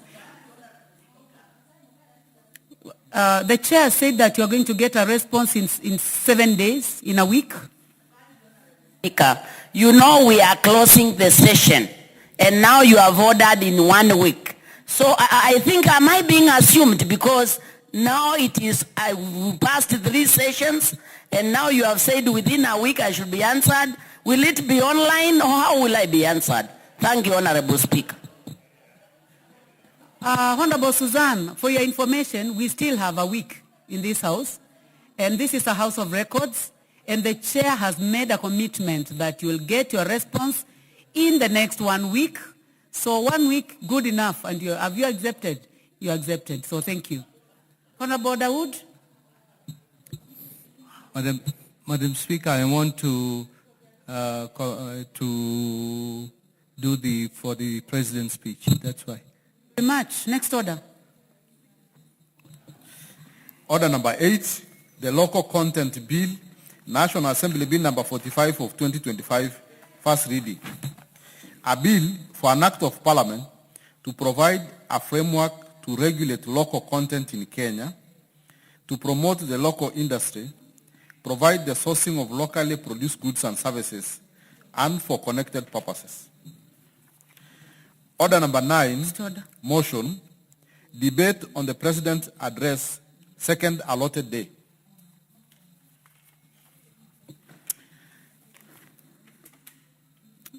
On a trajectory to move this country from a third world into a first world, the Singapore of this world.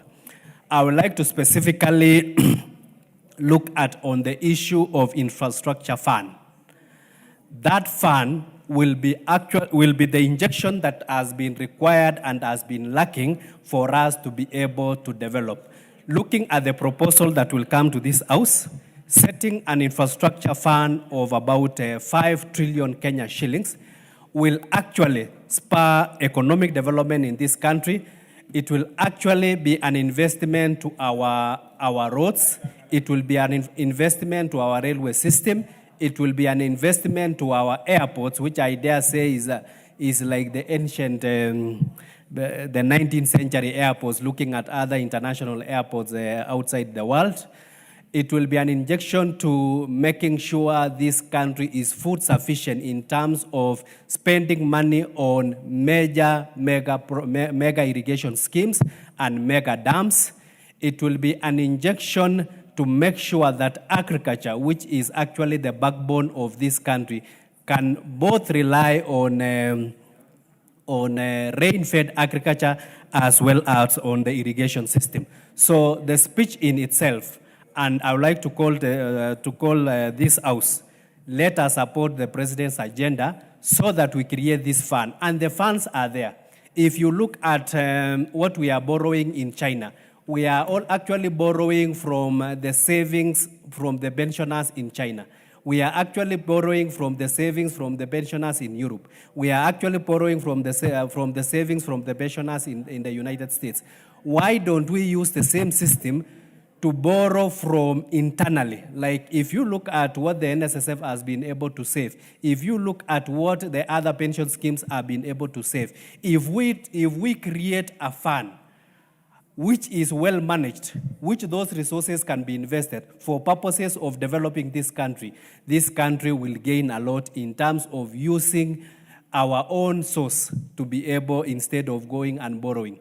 Secondly, we have parastatals that are dear to us, but all of us know government is very poor when it comes to doing business. So there is no reason why we should have these parastatals that have no strategic component in their functions. The only thing is that they practice what we call commercial activities. And even if they have to be regulated, there are bodies that can regulate business. We don't have to do business ourselves, like selling oils or selling bundles in Safaricom for us to be able to have that strategic component. So it is very important that given this bill that will come up for the infrastructure fund, we look at the entirety of our parastatals and the need to be able to streamline them, the need to give the private sector to be able to do business. And I believe if we are going to look at these parastatals, we shall be able to get enough funds, about 1 trillion, that we can bump into the infrastructure fund for purposes of developing the infrastructure that is needed in this country. Secondly, a healthy nation is a wealthy nation, or a wealthy nation is a healthy nation. If you look at the reforms that are coming up in SHA, and the strategies the government has put to make sure that all the indigents are registered, all of us should come together to make sure that all Kenyans, whichever they are registered and become members of SHA, so that finally we can be able to offer universal free health care system. And whenever you have a free health care system, we shall create, because if there is something that causes poverty in this country, is whereby a situation whereby your relative is sick and you have to cover around 2 million, and the only thing you are forced is to sell your assets so that you can be able to offer that treatment. If that can be brought to a stop, we have a working free healthcare system, it will save this country. So I support the president in his State of the Nation address, and we shall make sure that all the Thank you. The Honorable Robert Mbui, member for Kadhiani. Yeah, thank you, Madam Speaker, for this opportunity to also make a contribution on the State of the Nation address by His Excellency the President.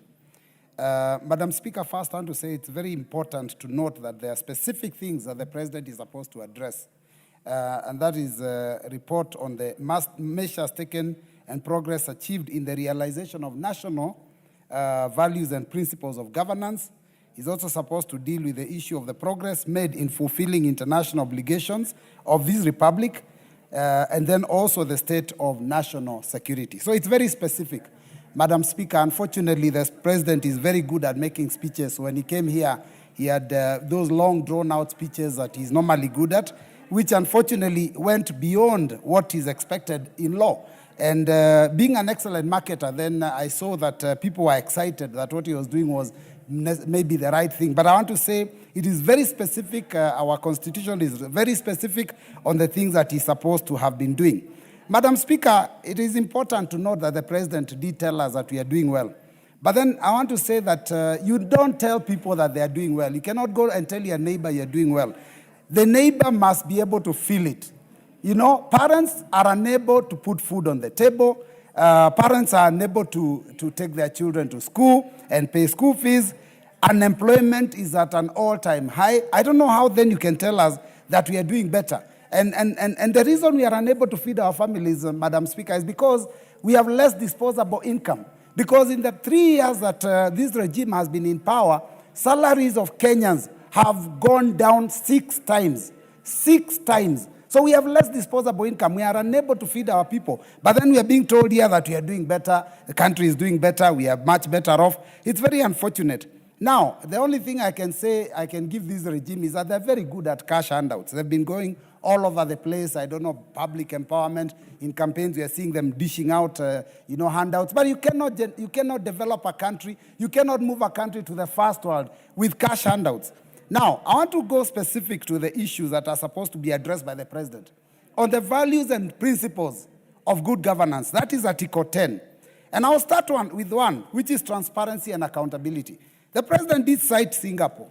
The reason Singapore has reached where it has is because of integrity, is because of transparency, is because of accountability. I don't know whether this regime is being run in those terms. Madam Speaker, I want to point out that Singapore is corruption-free. Is Kenya corruption-free? I will not even bother to answer that question. Every Kenyan knows. Now, you cannot begin to tell us we are going to be like Singapore when corruption is the order of the day. Madam Speaker, in terms of transparency, you know that the law is very clear about borrowing. The public debt must also be contained and controlled by this House. But this regime, Madam Speaker, has been borrowing and has been borrowing from under our noses. And members are aware, but they ignore.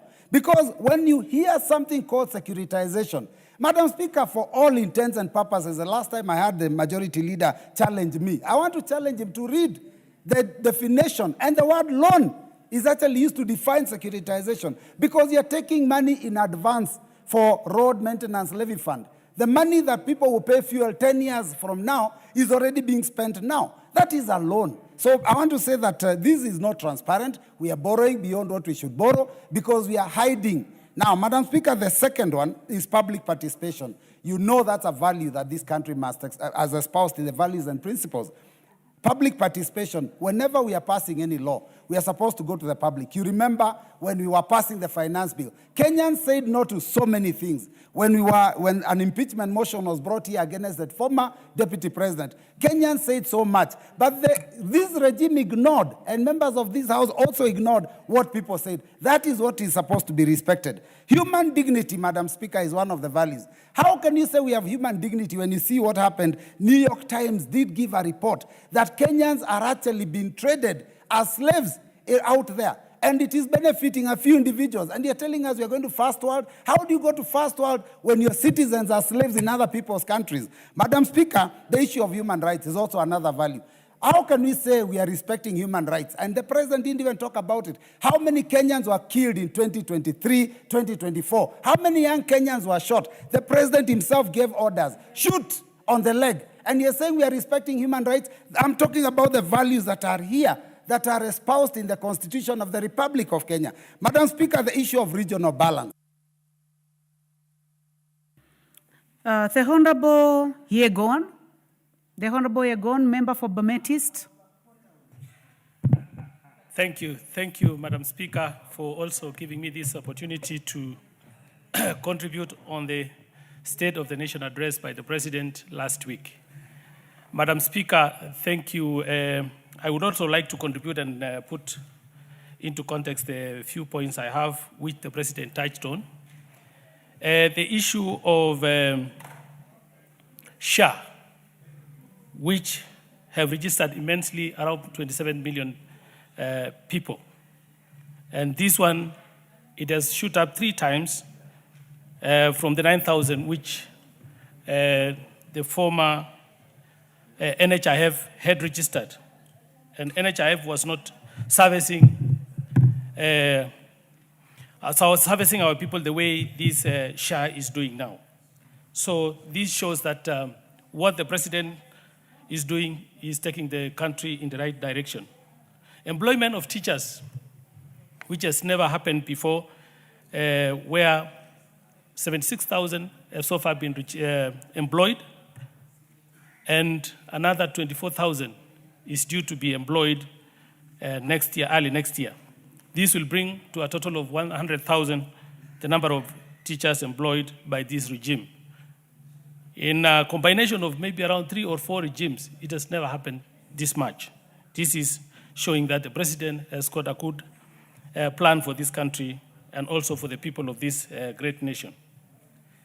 When it comes to housing, you have seen the robust infrastructure building of the affordable housing, where it has culminated in employing so many young people in this great nation. Over 300 individuals have so far been employed by this administration because of the plans of the President. He mentioned all that, and this is what is in the public domain, and we cannot deny all that. The infrastructure which is going on across the country, Madam Speaker, this, if you check on across the whole country, the President is doing the right thing by trying to unite the country. There is no place which is saying that I didn't get vote in this area. You go across the country, infrastructure is going on, new tarmac roads, the electricity is going on. Another thing is the issue of dams. He talked about the rain-fed agriculture, which has been going on for a long time.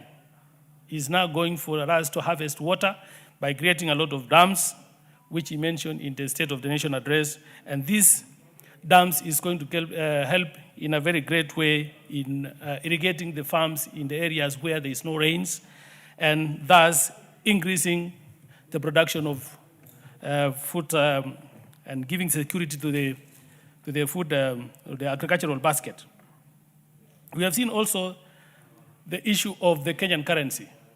Kenya shilling has stabilized at 129 against the strong currencies like the US dollar, thus giving the confidence to the people who are doing business in this country because of the stabilization of the currency. There is no fluctuation of the currency, thus giving confidence to the people who are doing business in this country.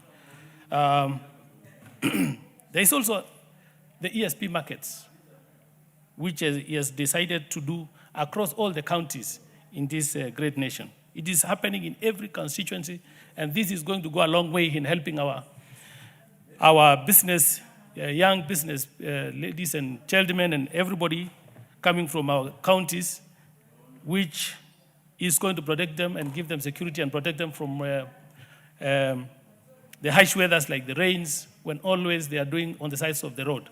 I want to beg and say I support the presidential address last week, Madam Speaker. Thank you very much. Thank you. The Honorable Barto, Professor Barto. Member for Moiben.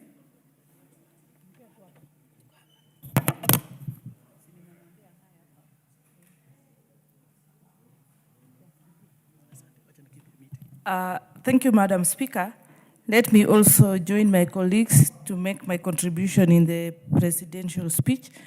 Madam Speaker, I want to congratulate the President, Dr. William Samoei Ruto, for the bold initiative he has taken to transform Kenya. Madam Speaker, let me start with the education sector.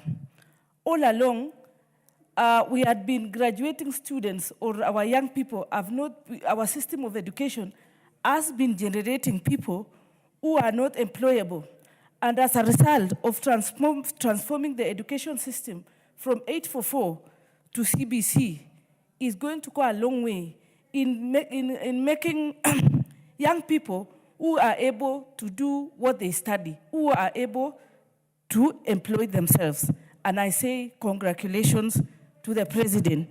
Madam Speaker, the funding model, our universities had been going down. So many years we have had lecturers, students in the streets. Universities are not able to pay. They are not able to carry on with their programs because of scarcity of resources. Madam Speaker, the transformation of the education system and the funding model has enabled the universities to go back and concentrate on what they know how to do better, and that is transforming young people and transferring knowledge to our young Kenyans. And I'm sure in future it will go down history that all those people who are going through our education system will not be carrying envelopes, brown envelopes in the streets looking for jobs, but they'll be busy because they'll be job creators, they'll be entrepreneurs, and so many other activities. We'll not be finding them in the streets demonstrating, going on mandamanos, because they will be busy in building the nation. Madam Speaker, I come from Uasin Gishu, the breadbasket of Kenya in terms of agriculture. The support the farmers have received, the subsidy of fertilizer, Madam Speaker, has enabled the region to, for the record this time, there is a bumper harvest in maize, and I'm sure the price of unga will go down. And building the capacity of farmers, enabling them even to divest and go to other crops like coffee, is something which my people of Uasin Gishu now are appreciating. And I know in future, it will improve the economy of that region. Not to mention the infrastructure, the road infrastructure, Madam Speaker. A case in point is the Rironi Malaba Road. Last year, during the festive season, travelers got stranded in between Naivasha and Nakuru, to an extent that some children they decided to start playing soccer because of the traffic grid. The vehicles were stuck for 72 hours. They were not moving back or forth, and it reached a stage when they decided, I think the children got tired, and then they decided to just entertain themselves and play soccer. That is, dueling that road from Rironi to Malaba, Madam Speaker, is a masterstroke, and it is going to enable us, or enable travelers, move with ease. A case in point also is my own constituency, Moiben. All along, we have had roads which had been in bad state for a very long time. They had been earmarked for tarmacking. They had been budgeting and rebudgeting, and no movement, nothing happens. But Madam Speaker, I can tell you for now, my people are very happy because the Tachasis Chebiemit Road is going to be tarmacked. The Kaplogoi Birika Road is going to be tarmacked. The famous of Pande Road, which is the only, which is a road in town, in the city of Eldoret, it's a Maram Road, is going to be tarmacked. Kabenes Koisagat Road is going to be tarmacked. And I'm just giving a few examples in my.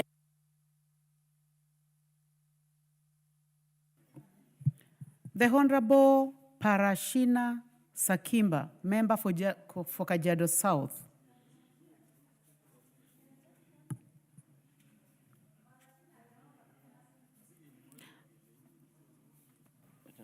The Honorable Victor Koech, member for Chepalungu. Is the Honorable member in the House? You're in the House? Oh, please proceed.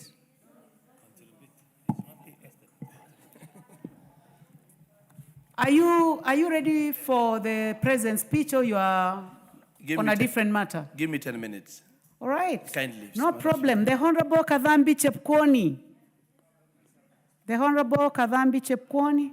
Thank you very much, Madam Speaker, for giving me this opportunity for me to contribute in relation with his able President's speech last week. Madam Speaker, last week, President came in this Parliament and he told us a story that sometimes back, he went in this country, he sold this manifesto, he requested for Kenyans to vote for him, they voted for him, and he has changed this country. Madam Speaker, as I stand here today, I want to congratulate His Excellency the President, Dr. William Samoei Ruto, for what he has done in this country. Madam Speaker, being a member of Parliament in Ijoro constituency in Nakuru County, what His Excellency has done in this country, we really appreciate. He has touched many lives as he has done a lot of work in different corners of this country. Madam Speaker, there is no Kenyan in this country who has not seen the affordable houses in this country, which are changing lives of Kenyans. Madam Speaker, we are also happy that we are seeing the first time when women can have good places for their works. We have seen market in this country.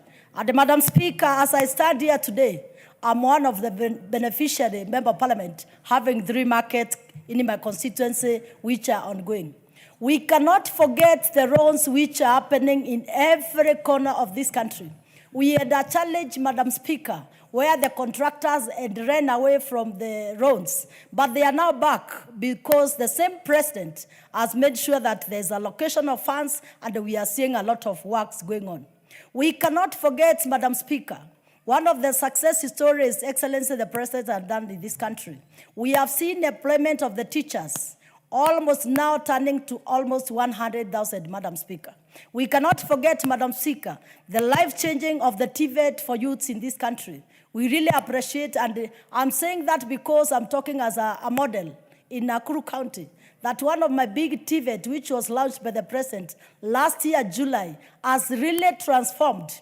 We had around 200 youths. Today, I'm having around 2,500. And I'm expecting next year, I might be having around 5,000. And Madam Speaker, in relation with affordable housing, it will be a story in the future that Ijoro constituency, Madam Speaker, will be having affordable housing, which has been advertised already. Madam Speaker, we cannot forget to tell His Excellency a lot of thanks and congratulations.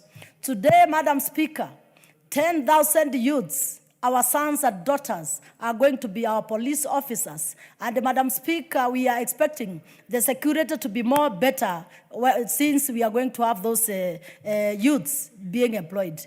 We cannot forget to thank His Excellency the President in relation with our farmers who are really celebrating in our rural areas, where they have gotten affordable fertilizers half price, Madam Speaker. And I'm speaking this because I've seen we have gotten high production of food and food product in different corners of this country, Madam Speaker. Madam Speaker, I know His Excellency the President has a lot of plans for this country. And Madam Speaker, I know we have challenges when it comes to the electricity. And we have a lot of expectations. Though in our respective constituencies, we have some programs ongoing. We really expect that, Madam Speaker, soon and very soon, the Minister of Energy, Madam Speaker, will now look for more funds for people to benefit in matters of electricity. And in relation to that, Madam Speaker, we cannot also forget to appreciate our community health promoters who are doing great work in our different parts of this country. We really appreciate. But above all, Madam Speaker, what we can never forget about the president, he has united this country. He has brought every person to be part of the government. Therefore, Madam Speaker, in that relation, we want to say that he has become the champion of peace in this country. Therefore, we want to pray for the president. We want to appreciate what he has done. And Madam Speaker, we cannot shy away to say that he deserves another term. We want to pray for him, to pray for this nation, and may God bless this country and bless our president. God bless everyone, and thank you very much. The Honorable Victor Koech, member for Chepalungu. Yeah, thank you so much, Madam Speaker, for the opportunity as well to contribute to the presidential speech, which is a requirement by the Constitution and provided for by our standing orders. Honorable Speaker, while the President was here to address the nation on the progress that we've made as a country, and equally to give us remedies going future on what we can do as a country so that we can make progress, he highlighted 4 priorities. Among them, Honorable Speaker, is education, transport. He also talked about logistical issues. The President as well talked about energy and irrigation. Honorable Speaker, His Excellency the President of the Republic of Kenya, to achieve this, he clearly stated that he wasn't able to do this in his first year, in his second year, because first, he had to do the first things, which is to recover our economy. Which, Honorable Speaker, all Kenyans, including ourselves, are able to see that the economy of our country has improved. That is witnessed by stability of our dollar against the Kenya shillings. Honorable Speaker, equally, the inflation rate in our country has come down considerably. That is a clear indication that the economy of our country is now improving and moving towards the right direction. Honorable Speaker, going into energy, and on October around 25th thereabout, the Ministry of Energy, through the Kenya Power and KenGen, announced a new peak demand for our power, which is a clear indication that we are doing poorly and we should generate more. I am happy that this House recently, like 2 weeks ago, we passed a recommendation by the Committee of Energy to remove the moratorium that was actually not doing good, and Kenya Power was not able to enter into any new IPP. Neither EPRA was able to issue any license for generation.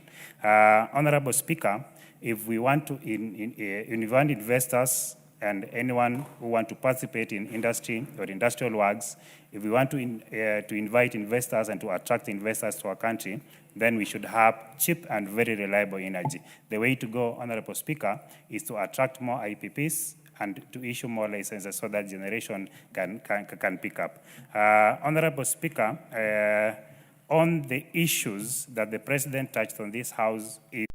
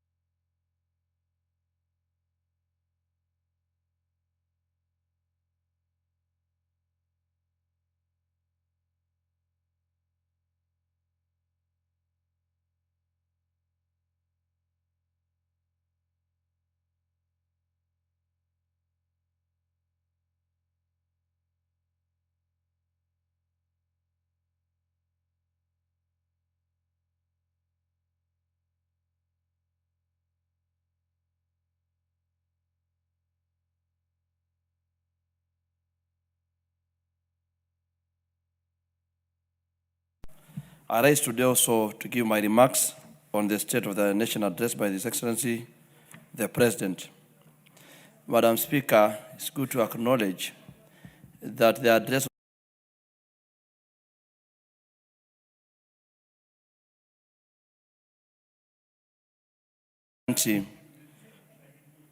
is the economy of our nation was undergoing pressure and citizens are demanding relief.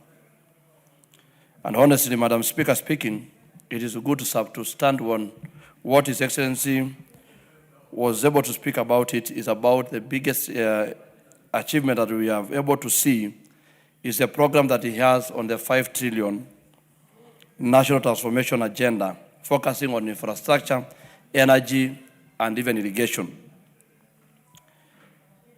As we given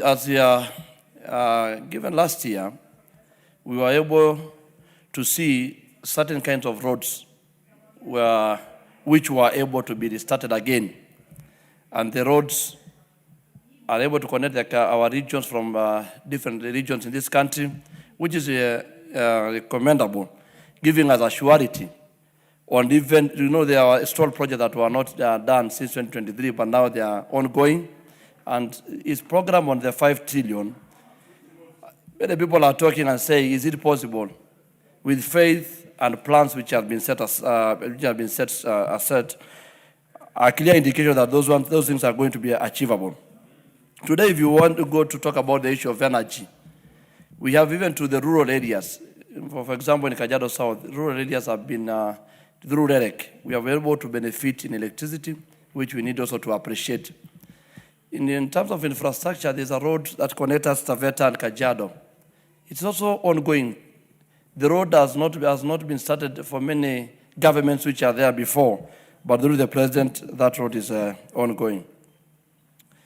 I also comment on the issue of the new establishment of State Department for Research and Innovation.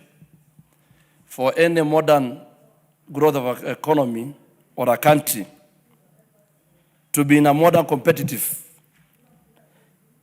not only in the region but in the entire world, then you can never do without research. And His Excellency the President, having started that one, is a clear indication that our economy is not only doing on what is in paperwork, but again, many things have been done on research on the same.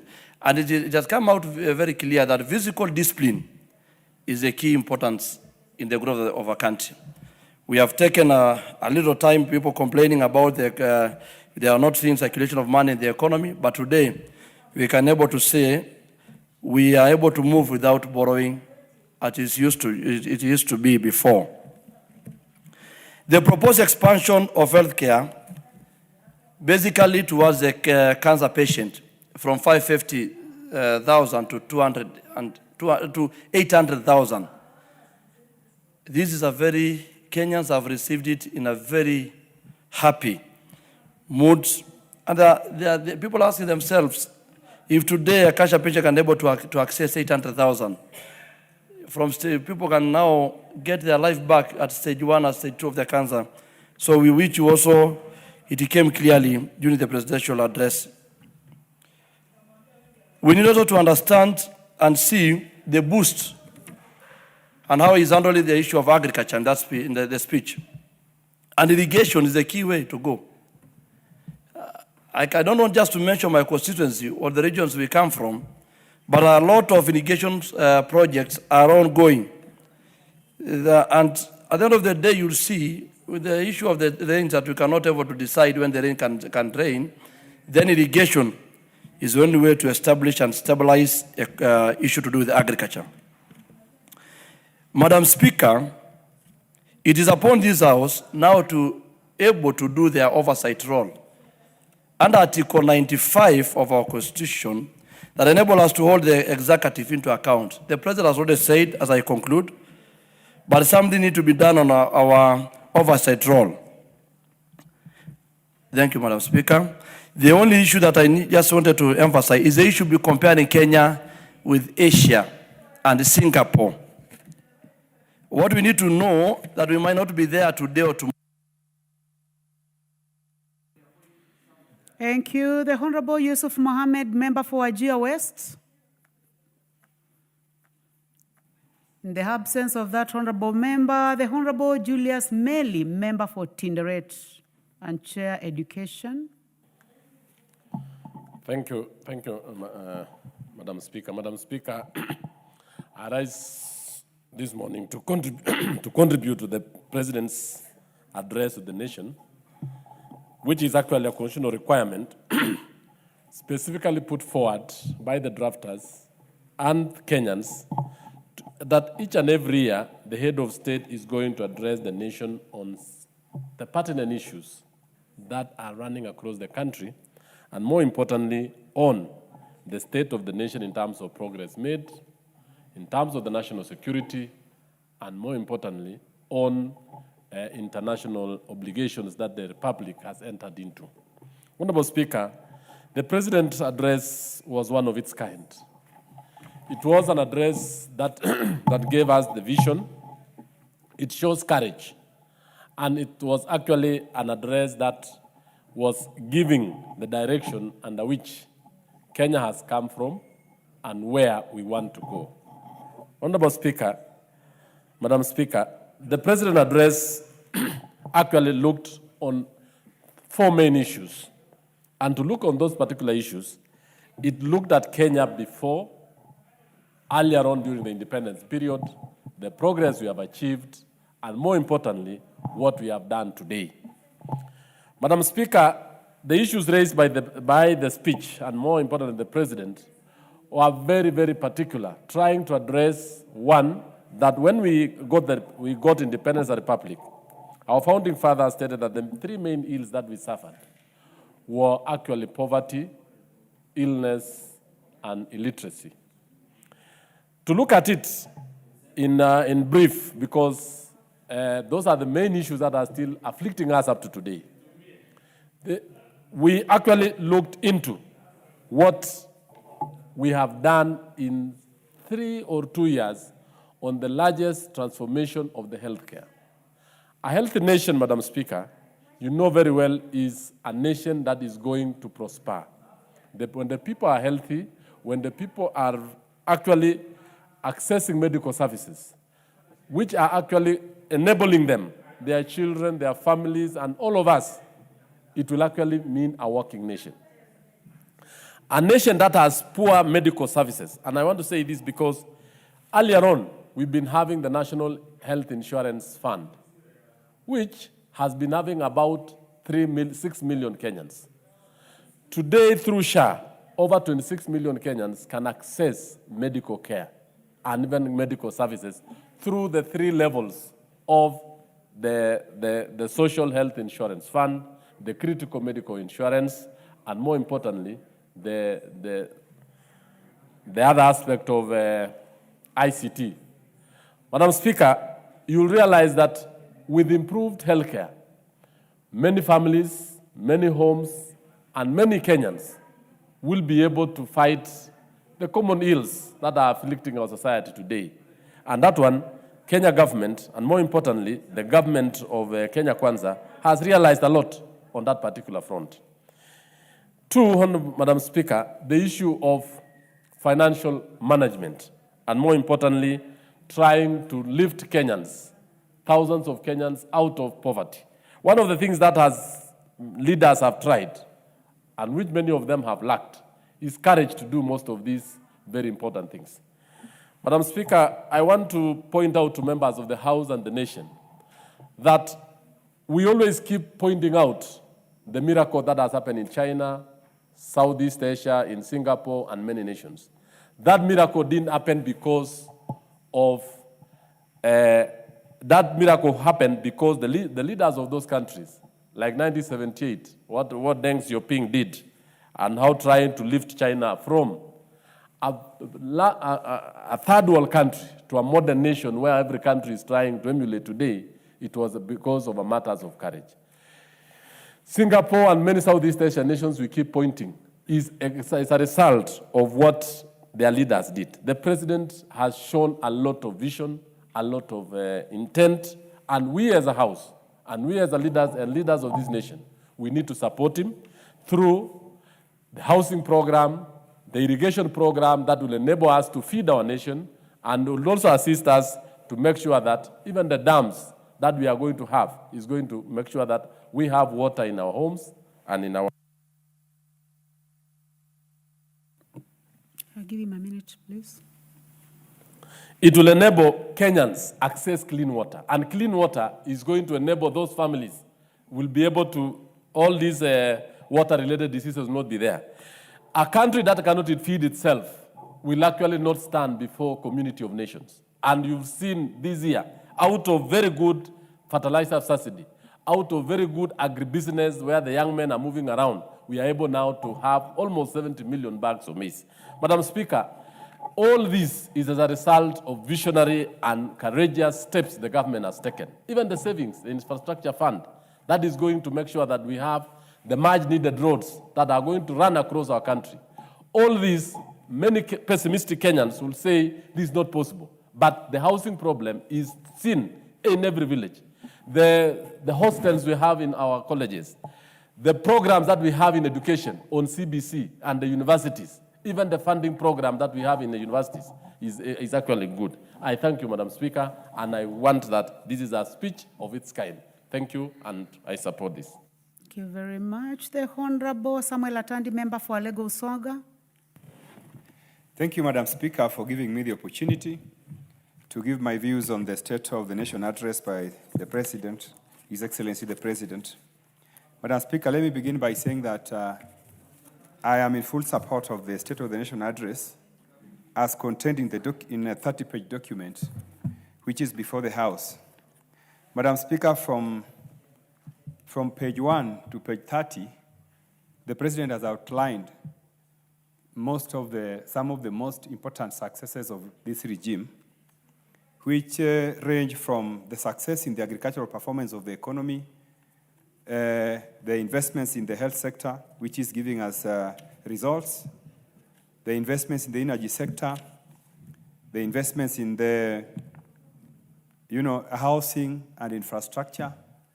Honorable Speaker, the President was able to outline some of the most critical areas and the performance of the economy, which we fully support. Honorable Speaker, I just want to make a few comments on some areas which I thought were very, very important. Honorable Speaker, a country cannot survive without sufficient investment in food security. Honorable Speaker, if you read this report, you will see that there have been deliberate efforts towards ensuring that the country is food secure. And Honorable Speaker, the investments in the fertilizer subsidy is one of the most unique strategies that were implemented by this regime, away from what was there before, which was basically food subsidies. The previous regime spent more resources in food subsidies, but this regime decided to invest in production. And this has really given us results. Honorable Speaker, we cannot create jobs and expand the economy in the area of industrialization if we do not invest in the energy sector. Therefore, to this end, the President gave us a very clear roadmap towards ensuring that the country has sufficient energy, which in turn will be able to help us industrialize quickly. Honorable Speaker, I just wanted to mention something on public debt. And Honorable Speaker, some people are saying that the new strategies which the government has employed, which includes finding new ways of raising capital for our investments, such as securitization. Some people are saying, Honorable Speaker, that these are illegal undertakings. Honorable Speaker, I wanted to correct those people by saying, for example, Honorable Speaker, that something like securitization of fuel levy, which is the one that is being questioned more. This is a program, Honorable Speaker, where private investors are themselves coming in to give the government resources in an arrangement where fuel levy, a portion of fuel levy will be used to reward, to fund them later. This is something which you cannot do if there are no sufficient legal safeguards. Because a private investor is, first of all, keen that the resources they're putting in a program, they will be able to recover those resources. So for some members of parliament to articulate that this is an illegal program, I think this is really defeatist. And I think it shows how narrow-minded some of our colleagues are, especially when they are approaching some of these, questioning some of these programs, in a manner suggests that they are actually, thinking tribally, They are thinking tribally, they are not thinking about the impact of some of these programs to the people of Kenya. Honorable Speaker, there are so many contractors who were stalled, They were stalled for years. They went to court. They were even, they went to court and court awarded them some serious claims. Now, if you look at these serious claims, vis-a-vis this program and the interest that we are going to pay for the resources we are getting now, it is not comparable, Honorable Speaker. So, Honorable Speaker, I want to stand here and say that there is no illegal borrowing program that the government is engaging in.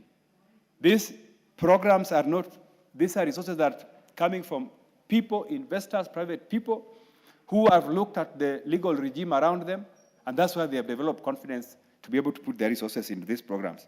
Honorable Speaker, Kenya is one of the largest economies in Africa. We are actually number 6, after South Africa, Nigeria, Egypt, Morocco, Algeria. Honorable Speaker, I know we have our neighbors like Kenya, like Tanzania and Uganda. But let me point out, Honorable Speaker, that these are not our peers. Our peers are elsewhere. So when you are looking at making comparisons about the performance of Kenya's economy and our sisters in the region, you cannot do that. Because, for example, Tim, have 1 minute, please. Thank you, 1 minute, please. Thank you, Honorable Speaker. Honorable Speaker, for example, the size of Kenya's economy. Our GDP is 4 times that of Tanzania and 5 times that of Uganda. So when you are, looking at the growth of our economy vis-a-vis these ones in the region, please make comparisons to South Africa, to Nigeria, to Egypt. Then you will see that if you make comparisons, the growth of those economies vis-a-vis our economy, we are actually doing better than our peers. So I saw some member, Honorable Speaker, claiming that, our peers are doing better than us. These are not our peers. Our peers are the countries I've mentioned to you. We are number 6 in Africa. And lastly, Honorable Speaker, Kenya is on the right track. Kenya is making very good, positive progress. And I want to thank the President for being bold. Some of these programs which the President is implementing, Honorable Speaker, you really have to be bold to do them. If you are a coward, you'll never do it. Thank you. Your minute is over. The Honorable Timothy Toroitich, member for Marakwet West.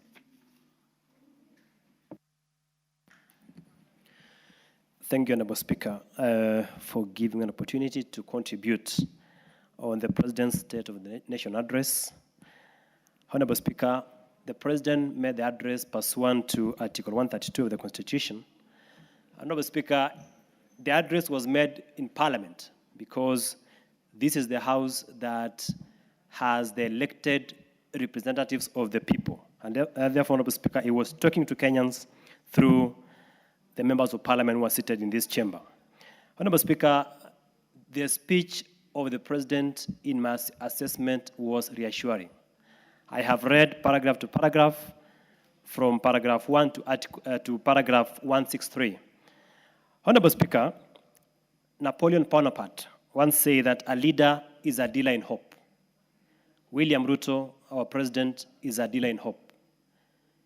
He has reassured this country that he will work so hard to take this country from a third world country to a first world country.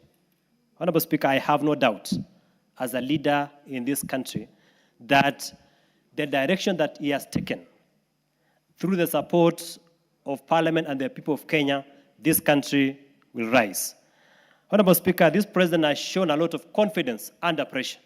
Remember, the economy of this country was almost collapsing when William Ruto took power. Honorable Speaker, as we speak, our economy has grown as evidenced by the speech that he gave. Honorable Speaker, he summed it up under paragraph 17, and he said, quote unquote, it can be done. I also believe as a leader that whatever the mind perceives, it shall be achieved. Honorable Speaker, if you look at education, for example, this government so far in the last 3 years has employed 76,000 teachers. We are projecting that in next year, we shall employ 100,000 teachers.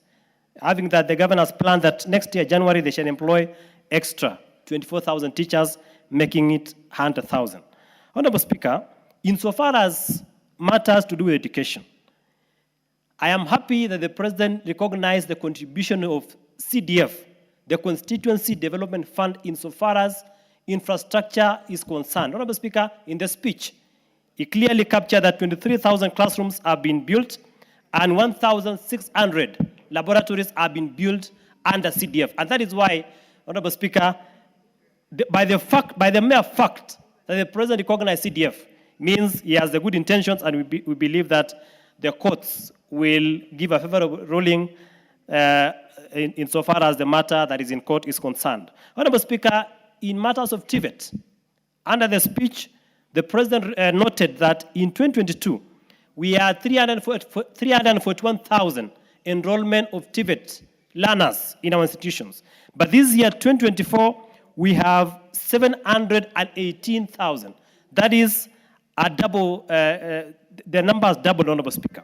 Honorable Speaker, insofar as our roads are concerned, for me personally, the Mau Summit Road that connects to Eldoret to Malava, Honorable Speaker, for me, that is a major milestone that, as a leader, I appreciate the President for the same.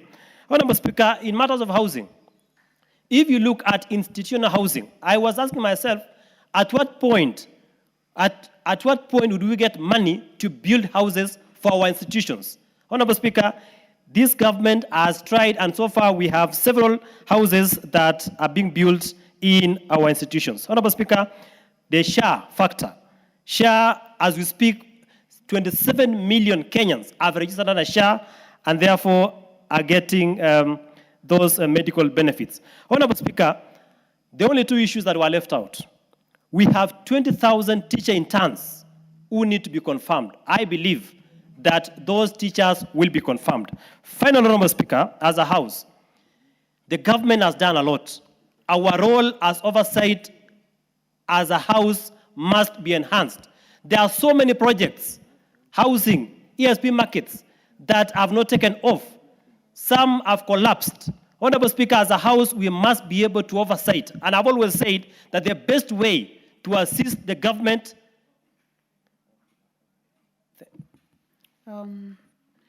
I would like to, honorable members, allow me to purposively go to the Honorable Timothy Wanyonyi, member for Westlands.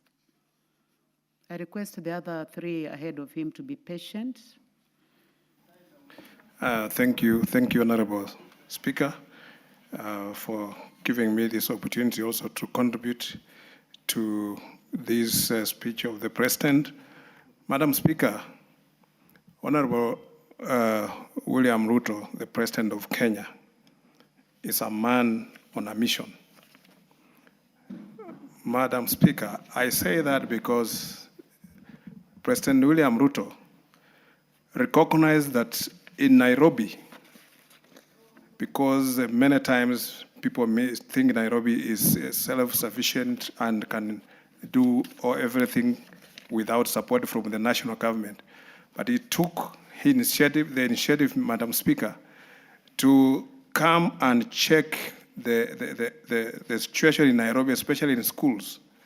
And he took a tour of Nairobi with us, members of parliament from Nairobi. And after that, Madam Speaker, he committed to help expand the education sector in Nairobi. And through the NGCDF and then his own personal initiative, Madam Speaker, he committed and gave more than 2.2 billion shillings, Madam Speaker, for the construction of classrooms and improvement of infrastructure in schools. He even offered to pay school fees for over 200 students in a school, in one of the schools within Nairobi, Madam Speaker.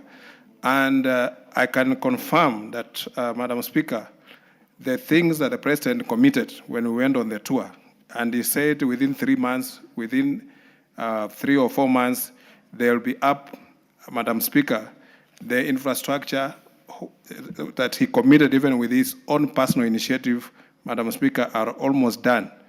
And I know there are many other things that the President has undertaken, Madam Speaker, especially in the infrastructure. He has promised to build a dual carriage from Lironi to all the way to Malaba, and I know it will be done, and many other things, and especially overhauling the health sector, Madam Speaker.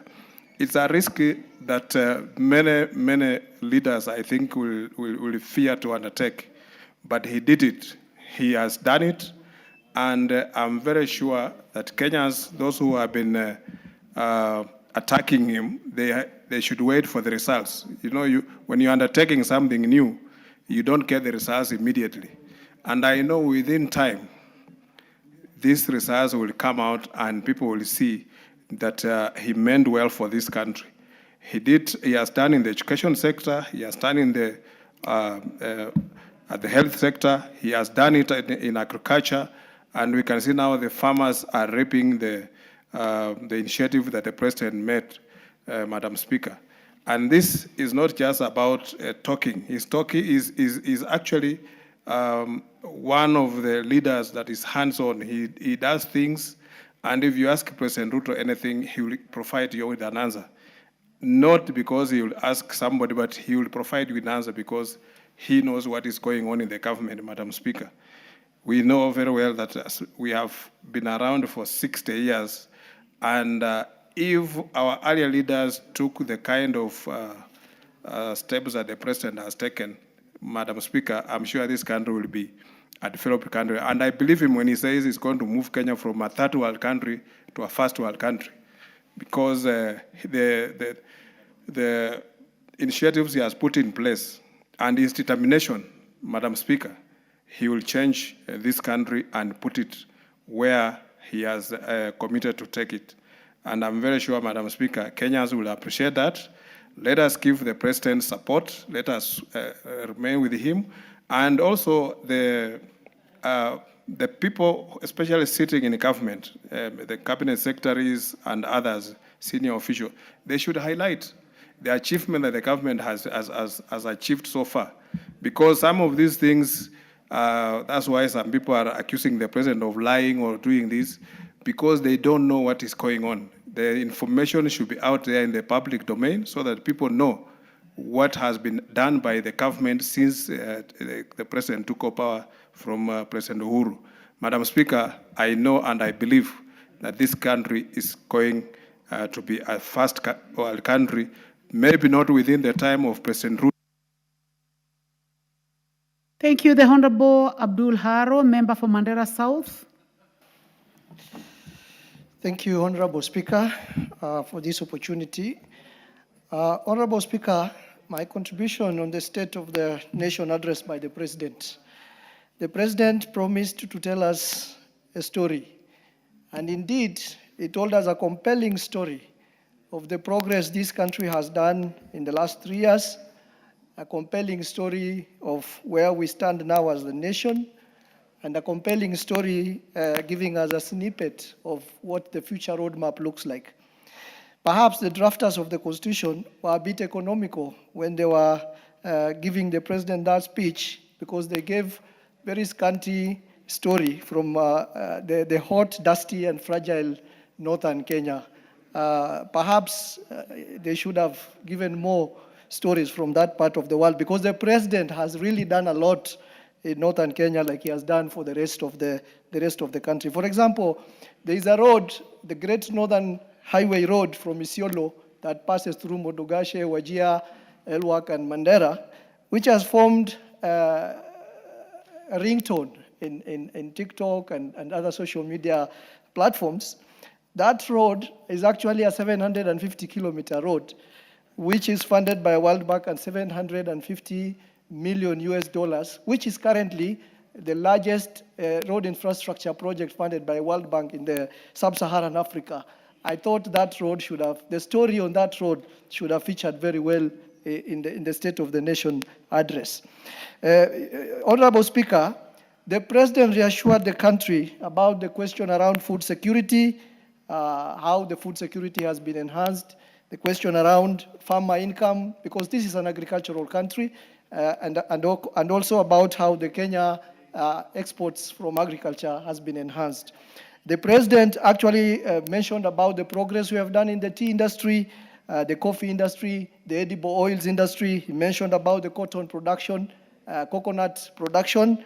And for the first time, or rather, apart from last State of the Nation address, in this address, the President featured the question of livestock, which is actually a backbone of, for the people from northern Kenya, which actually forms 85% of this country. The President told us actually the livestock value chain, where leather exports have increased by 56%, now standing at 2.5 billion per year. Leather shoe production locally has risen to about 11 million pair of shoes produced every year. The President has talked about our beef production and value now standing at 12.9 billion. And of course, the dairy has doubled. The dairy production has doubled because of various interventions by government and now stands at 9.4 billion. Honorable Speaker, the other thing the President mentioned in terms of agriculture and the future is the question of food production agenda through expanded modern agriculture through irrigation. And the President mentioned very clearly that we will not allow the clouds to determine whether our people eat or do not eat. And with that, I think he mentioned that the government is planning to do 5 mega dams for irrigation, particularly in Asals. And one of the dams I'm happy to mention is in my county, which is the Malkamari Dam. And then the other dams, like for example, the Basilinga Dam in Isiolo was also mentioned, and the Sigli Dam in Garissa, the other dam in Machakos was mentioned, Yatta, that is Yatta Dam. The other dam in Narok was mentioned, and the other dam in Elgeyo Marakwet was also mentioned. I think if those dams are done, the food production question would be a big thing. Because I can see the light is on, Honorable Speaker, the other thing that I thought the President should have mentioned, which as the country is doing very well, but it's not mentioned, is the question of insecurity, particularly in northern Kenya and our borders. We have a lot of peace now. We have very little ethnic conflicts going on, and our borders are safer today. And I thought the President should have mentioned that to the country so that we all know the progress that have been made and the achievement that has been made in that area. Thank you, Honorable Speaker. Thank you. The Honorable Rahim Dawood, member for North Imenti. Thank you, Madam Speaker. Madam Speaker, first I wish to congratulate His Excellency the President, William Ruto. What he said last week was very, very up to speed. Madam Speaker, and I even appreciate Honorable Mbui, today he has admitted that the President is an excellent leader. I was even surprised it coming out from Honorable Mbui saying that, and hopefully he'll come to our side in the near future.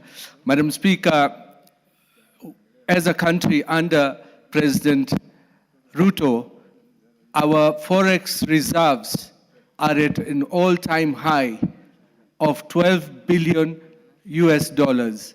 Madam Speaker, we are only supposed to have a maximum of 4 months cover, but we have exceeded the 4 months cover, and it has never been as high as it is now.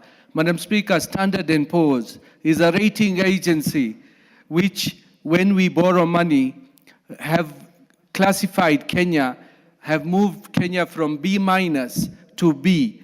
Madam Speaker, that is because we have not defaulted on any funds we have borrowed. And that is a very plus point for our President, because his administration has managed in many, many years to raise the profile of Kenya as a good borrower.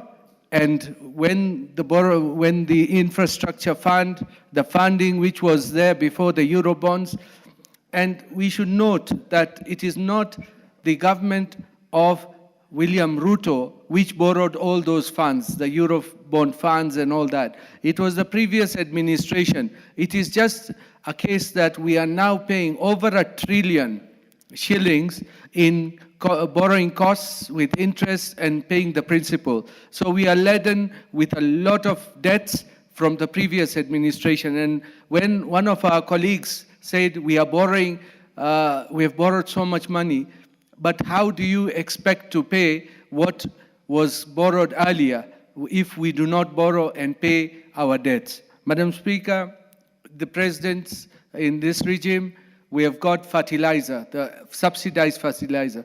Madam Speaker, the subsidized fertilizer has gone a long way to improve the agricultural capacity of this country. And with that, we have now raised the output in maize and other products as well. We've got the tea, like from my constituency, and coffee. The prices have gone more than, I think it's more than 50%.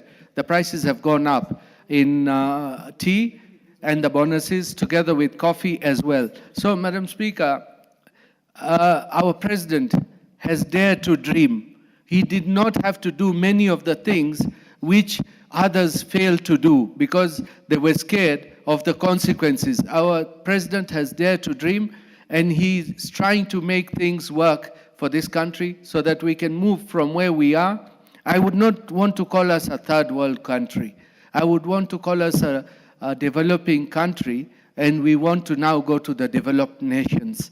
We should be in those categories, because when we say third world, we are just being right at the bottom, and which we should not. I think we should be above that. Madam Speaker, the other thing which this regime has done has employed 76,000 teachers. That is more than the teachers which have been employed by previous regimes. And Madam Speaker, let the pessimists give us what would they want to do with all the things which the president has done, because it's no use just criticizing President Ruto and not giving alternatives. Let them give us alternatives of how we are going to revive the economy, because the economy, the way it is going, it is being revived, and we are going to be amongst the best in Africa. And I hope in a few years, by the time we finish with President Ruto in 2032, we will be amongst the developed nations of the world. Thank you, Madam Speaker, and I support. The Honorable Lisa Chelule, member for Nakuru County.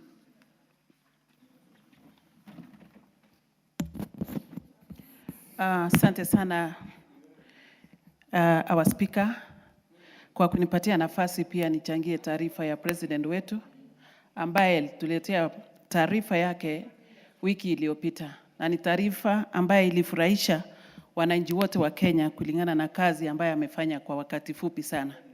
Nasema hivi, Mheshimiwa Spika, yale mambo yote, taarifa yote ambaye alitupatia ni kazi ambaye amefanya kwa wakati fupi sana kulingana na vile wakati yake ambaye ameketi kwa ofisi. Ukijaribu kuangalia kwa umakini, Mheshimiwa Spika, ile kazi yote amefanya ni kazi ambaye ilifanywa na wale president ambaye walituongoza wakati hiyo iliyopita.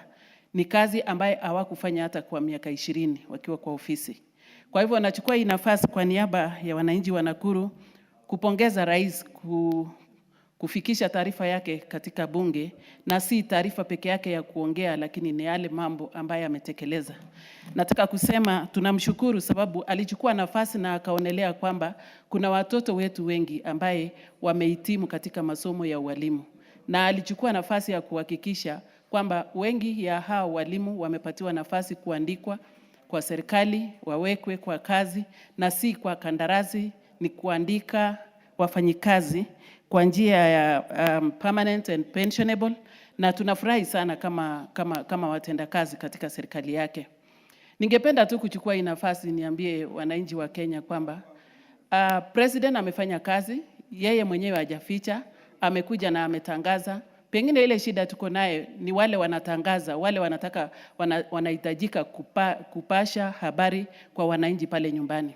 Mimi nikiwa moja ya wakulima, tunafurahi sana wakati aliposukisha bei ya fertilizer kutoka 7,500 kwenda 2,500. ilitusaidia sana kama wakulima, ilisaidia wakulima wetu wote, na kwa saa hii, Mheshimiwa Spika, hakuna mtu ambaye anasema ako na shida ya njaa katika nchi yetu ya Kenya. Pengine ni yule tu hajapenda kupanda, hajapenda kwenda kwa shamba. Kwa hivyo napongeza rais, sababu hiyo ilikuwa njia moja ya kumaliza mambo ya njaa katika nchi yetu ya Kenya.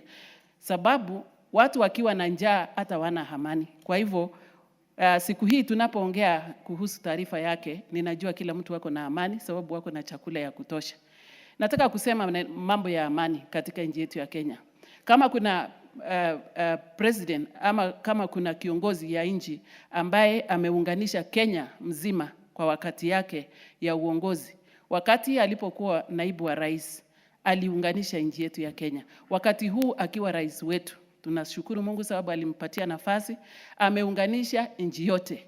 Hajawahi fika wakati anasema sehemu hii atinisi kupata kura, sehemu ile nilipata, lakini ameunganisha Kenya.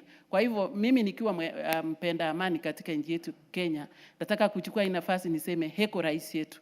Wewe umetuunganisha, wewe umeleta amani, wewe umekuwa uso ya nchi yetu ya Kenya.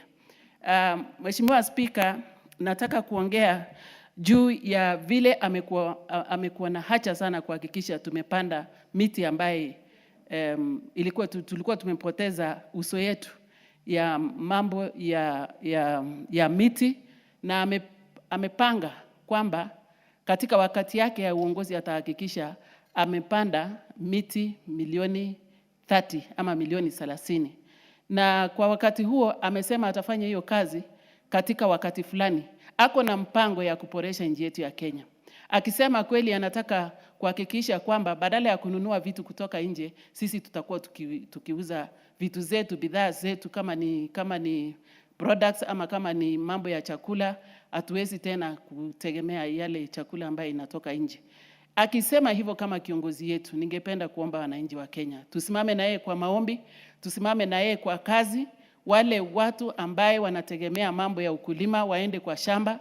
Nataka kusema wameboresha sekta zote katika agriculture. Ameboresha mambo ya maziwa, ameboresha wakulima wa chai na ya kahawa. Bei imeboreshwa. Hiyo ndio inafurahisha mkulima. Na ninapoongea juu ya mkulima, naongea wale watu ambaye wako wengi katika nchi yetu ya Kenya. Ni wachache sana wale watu wako kwa ofisi. Wacha niongee tu juu ya wakulima sababu hawa wakulima ni wengi sana katika idadi yetu ya nchi yetu ya Kenya. Kwa hivyo nataka... Asante. Mheshimiwa Catherine Omanyo, ulizungumzia swala hili jana, kwa hivyo hutaweza kuzungumza tena. Nitaenda moja kwa moja kwa mbunge wa Lafey ambaye ni Mheshimiwa Mohamed.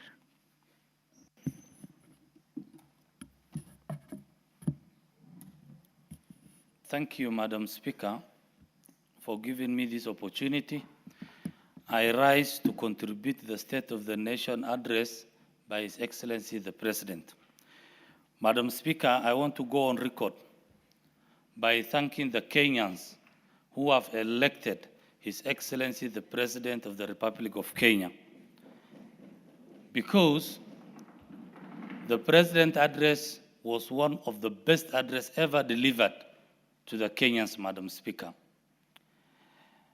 Madam Speaker, the President went ahead and unite Kenyans and give us a broad-based government, a government that is really delivering to Kenyans. Madam Speaker, His Excellency took a bold decision. If you see the issue of housing, today, if you go through all the constituencies in this country, Madam Speaker, you'll find a housing project going on. This housing issue is not only giving a decent house to Kenyans, but it is also a job creation to Kenyans. If you don't find a housing, you will find a modern market or ESP market, electricity, roads, and all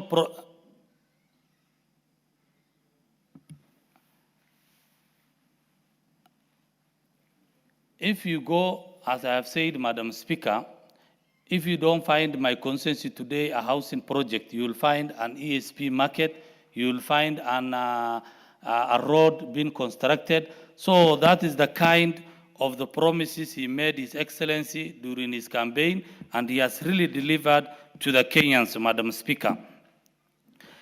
Madam Speaker, many Kenyans are debating today by telling Kenyans that the data given by His Excellency the President, which data is correct, the one of the President and the one of the KNPS. At least we are in a place that at least we have made a progress, that Kenyans are making now debate of the progress made by His Excellency the President. Madam Speaker, I come from a region that has been a region that for so long has been denied the issue of ID. We have been discriminated. But I want to thank to His Excellency the President. He has made a bold decision and said Kenyans are one. There is no region A, region B. Now we are enjoying the fruits that the other Kenyans, the other regions are enjoying, courtesy of His Excellency the President, and I want to thank His Excellency the President. That is why if you see a single project being taken to Northern Eastern, today Kenyans are making funny about that.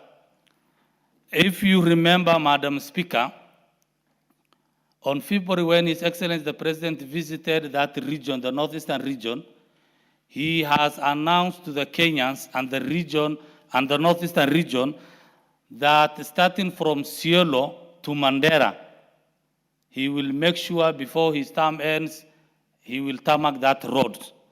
Immediately the Kenyans took fun because they never believed that this will happen. If you see the issue of teachers' employment, the region that I come from, Madam Speaker, before was a region that has been other Kenyans were being employed there. They create an insecurity issues. They will be recalled, the teachers, so we have been suffering. So we thank to His Excellency the President today, this decision that he has taken of teachers' employment, we are benefiting it. The issue of securitization, despite Kenyans despite the Kenyans criticizing this issue of securitization, Madam Speaker, but it is really working because the contractors are now back to the roads because of that securitization. Madam Speaker, with the issue of SHA, the members have... Thank you. The Honorable Mary Emase, member for Teso South. Thank you, Madam Speaker, for the opportunity to contribute to this motion. From the onset, I also join my colleagues in thanking the President for a great speech on the address of the status of the nation. Madam Speaker, I was watching the address, the President addressing the nation in Washington, in New York, and I was like, wow, what a great speech. That is my President. Honorable Speaker, when I want to tell Kenyans is that when the President says he wants to put Kenya to its rightful place on the map of the world on matters development, he doesn't only mean it, but he's walking the talk, as I will demonstrate shortly.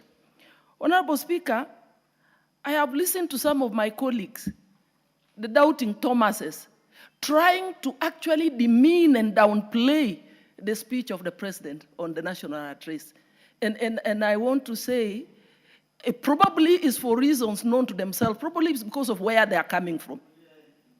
But for some of us who are coming from regions which have never seen development, and have seen development today, we have tarmac roads being done in Teso South, in Busia County. We are seeing huge water projects. We are seeing institutions.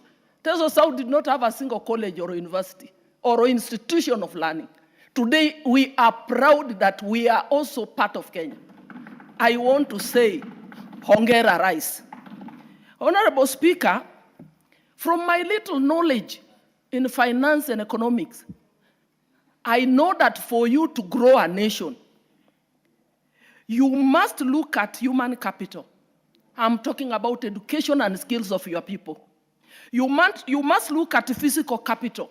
That is the infrastructure, which includes the roads and technology. You must leverage on your natural resources. You must have a stable political environment. And we see the president being a symbol of unity, preaching for unity, trying to unite the whole country, and in his speech saying every part of this country must get development. Honorable Speaker, you must support and boost entrepreneurs. We're seeing it being done, and the president articulated it in his speech, supporting entrepreneurs through the Nyota program, the Hustler Fund, and so many other interventions. And Madam Speaker, you must support trade, provide policy, legislation that encourages investors to come to the country and for trade to thrive. And I want to demonstrate how the president is working that, Honorable Madam Speaker. And allow me look at this from the perspective of the 5 key pillars of the Kenya Kwanza Manifesto. Honorable Speaker, when you look at human capital and people investment, because you can't take the country, I want to show Kenyans how the president is not just talking, but he wants to take Kenya to where he's saying through action, through effort, which is demonstrated, which is factored in the budgets and all other interventions. When we say education, there is a lot going on, massive investments in education, in science, research, and innovation. I do not want to go into the details. My colleagues have spoken of the number of teachers employed and what have you. We're talking about the creation of the State Department for Science, Research, and Innovation to scale up STEM education. That is action.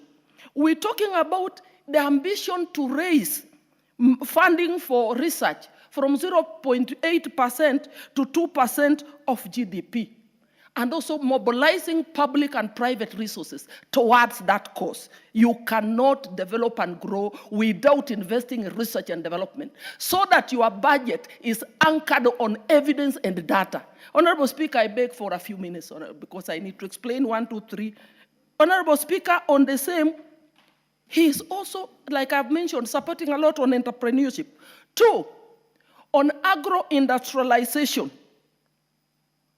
food security. It has been mentioned. Please conclude so that you give others a chance. Yes, there is also a lot being done on MSME economy. It has been mentioned here, supporting all that in that space. Honorable Speaker, I cannot talk about housing.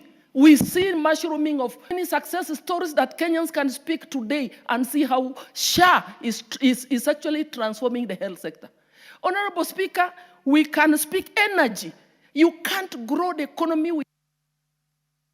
Very well, Member for Teso South. The Honorable Mpuri Aburi, Member for Tigania East. Asante, Madam Speaker. Yangu ni kusangia hotuba ya Rais ya wiki iliyopita. Ilikuwa ni nzuri zaidi, Madam Speaker, kwa sababu tangu 1960s hatujawahi kuona rais ambaye amesimama na watu. Mimi kivyangu Tigania East tulimpigia Raila Amolo Odinga kura tukiwa Simio, na wasaizi ikirundiwa kesho zote tunaona kwa yule Ruto, kwa sababu aliweza kutuunganisha sote pamoja. Hakuangalia mahali ambaye hakupigwa kura na mahali alipigia kura. Ukiangalia for example, angalia Nyanza hakumpigia, ukiangalia Wiper hakumpigia, lakini anatoka hapa anaenda kuda kwa Wiper, anatengeza kila kitu. Anakuja kwangu mimi mwenyewe Tigania East ambaye alikuwa ameshindwa na kura. Ametengeza barabara ya Mikinduri kuna 30 road. Wale contractor kwa site. Affordable houses za Mikinduri zinatengezwa. KMTC kule Mudhara inaendelea kutengezwa. Huduma Center ambaye zaidi tumepewa inaendelea kutengezwa. Kona zote anataka Tigania East na hakumpigia kura. Ndipo nasema kwamba ile kazi ambaye anafanyia wa Kenya ni kazi nzuri. Na Pangue asema kwamba huu ni Mkamba, huu ni Mmeru, huu ni Mluya, huu ni Mkalejiri, wote wanaorganiza. Lakini nasema kwamba sitasema kwamba for example kuna mama wawili walienda kibarua kule industrial area. Na mama wawili walienda kibarua pale industrial area. Mmoja alikuwa na watoto 10. Yule alikuwa na watoto 10 na mwingine ana mtoto. Jioni kafika yule mwindi akamweleza kwamba eti ya kwamba nyinyi leo hampati mzahara. Kwa sababu nini? Sina pesa. Nendeni nyumbani. Yule mama ambaye alikuwa na watoto 10, akutoka kwa ile mlango alikuwa analia.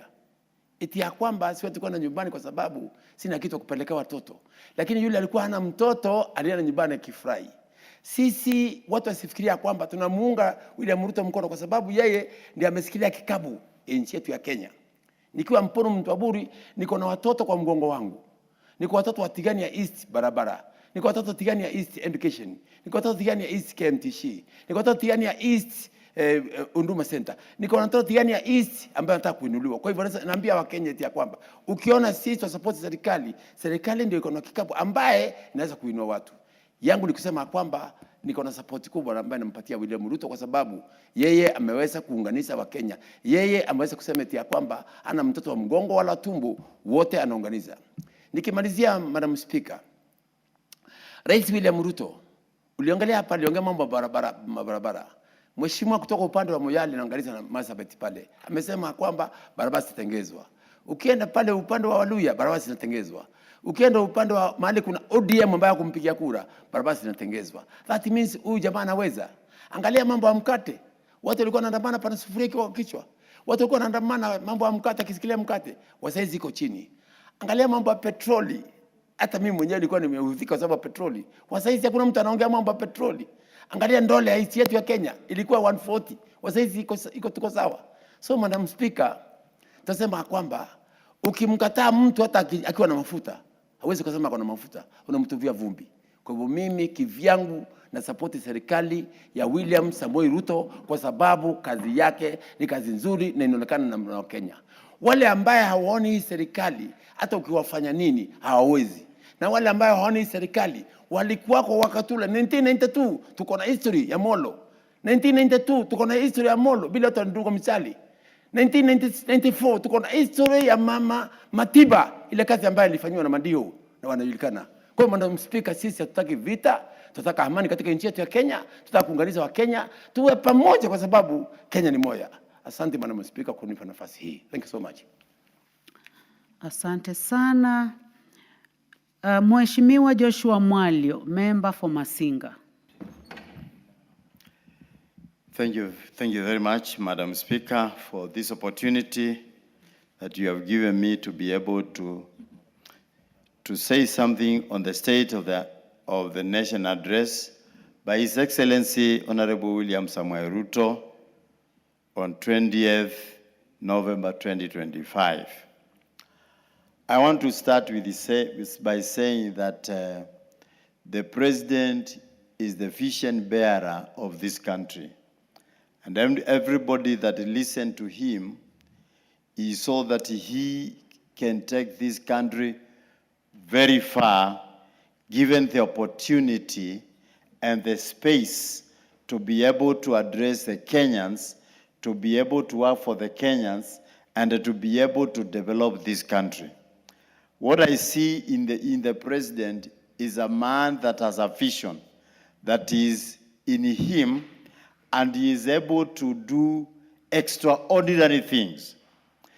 The money that we are seeing that is developing this country had been there since time immemorial, but things were stagnant.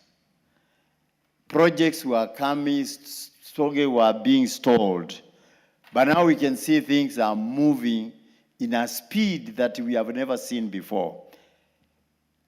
Having brought back the broad-based government, now everybody is getting a share of what they deserve, whether you are in the opposition, whether you are in which corner of the country, you are getting a share of the cake of this country. So there is goodwill in this president. And that is what we need to see and support. We cannot miss people that criticize. We cannot miss people that don't see anything that is being done well. But people, we shall still live with them. But as long as the president has the vision, we shall be able to go very far. I want to say that since the president took over, in 2022, the inflation was 9.6 as it was in his report. And now, as of October, the inflation was 4.6. That is a big drop. And it is able to help our people, because as long as the inflation is very high, then everybody will have a problem. Even purchasing power will not be there, because anything is, all their money is being consumed by the high inflation. Again, the president has been able to do even projects where there is opposition. All the constituencies are not, they are not left out. Whether you are in opposition, whether you criticize him, it is a Kenyan constituency.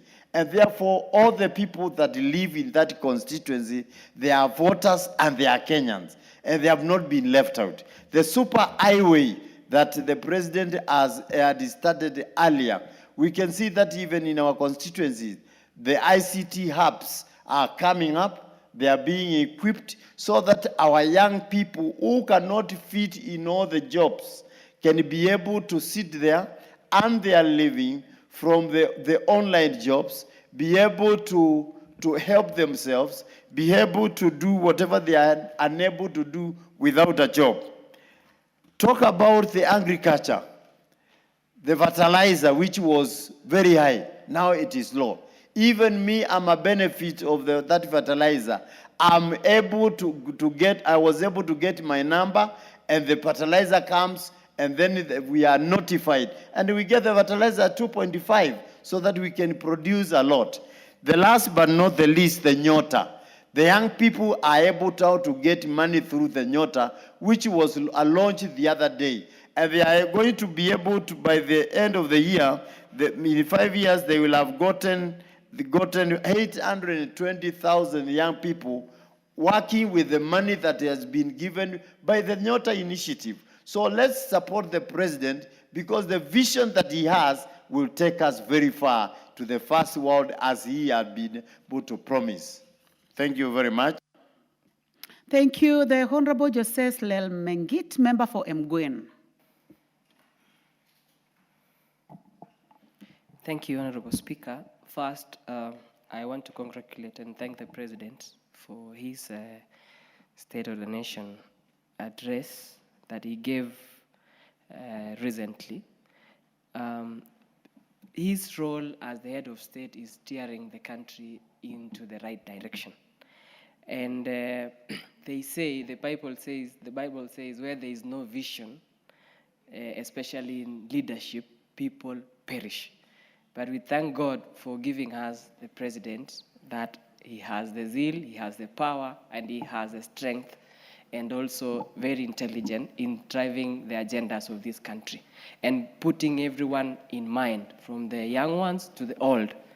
Honorable Speaker, first, I want to say the State of Address, Nation Address was just an enhancement of the Kenya Kwanza's plan that is in place.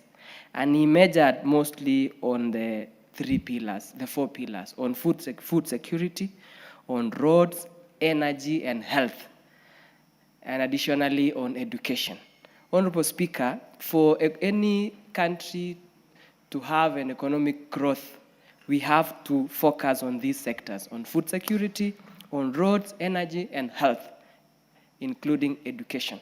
Honorable Speaker, from his address, this was just an enhancement whereby we see the greatest problem we have in this country is oversupply of human resource or unemployment. We have qualified team and everything. But these people, especially the youthful generation, cannot get these jobs without the country intentionally spurring economic growth. And on this plan on issues of food security, the president was categorical in mentioning the creation of several dams across the country. In essence, we will have secured issues of food security and also on job creation to allow our youth work on this, exercise their knowledge, and also earn a living. Honorable Speaker, he also mentioned on issues of roads. Roads is a thorny issue. Bad roads across the country, especially the congestion that we have along the Mombasa up to Malaba highway. Recently, people were stuck on the road. You would spend almost a whole day from here in Nairobi to Eldoret.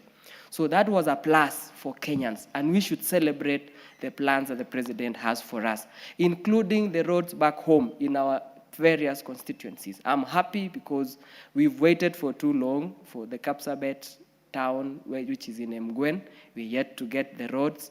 Issues was on funding. Other plans that he has across the county and also across the country. The challenge now was funding. And I want to echo the funding models that the president came up on the special funds on different categories, whether roads, on road levies, on health, on other different sectors, Honorable Speaker. I welcome, because that is the only way that is practical and sustainable in funding these projects.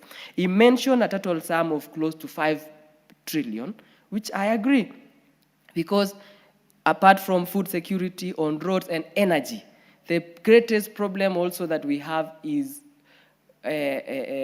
high costs of production within our industries, whereby one of the contributing factor is energy, expensive power. So coming up with this idea that we have a long-term plan where we need to reduce the cost of energy so that we can have industries working on products cheaply is welcomed. Honorable Speaker, I want to agree with that 100%. Also on issues of health. Health, you see how SHA has been created, and currently, Honorable Speaker, for people to appreciate this is we have high registration of SHA members, more than close to 25 million. And initially on NHIF, Honorable Speaker, there were close to 4-5 million registered members. However, we have streamlined, the government has streamlined the issues of SHA to benefit everyone, Honorable Speaker.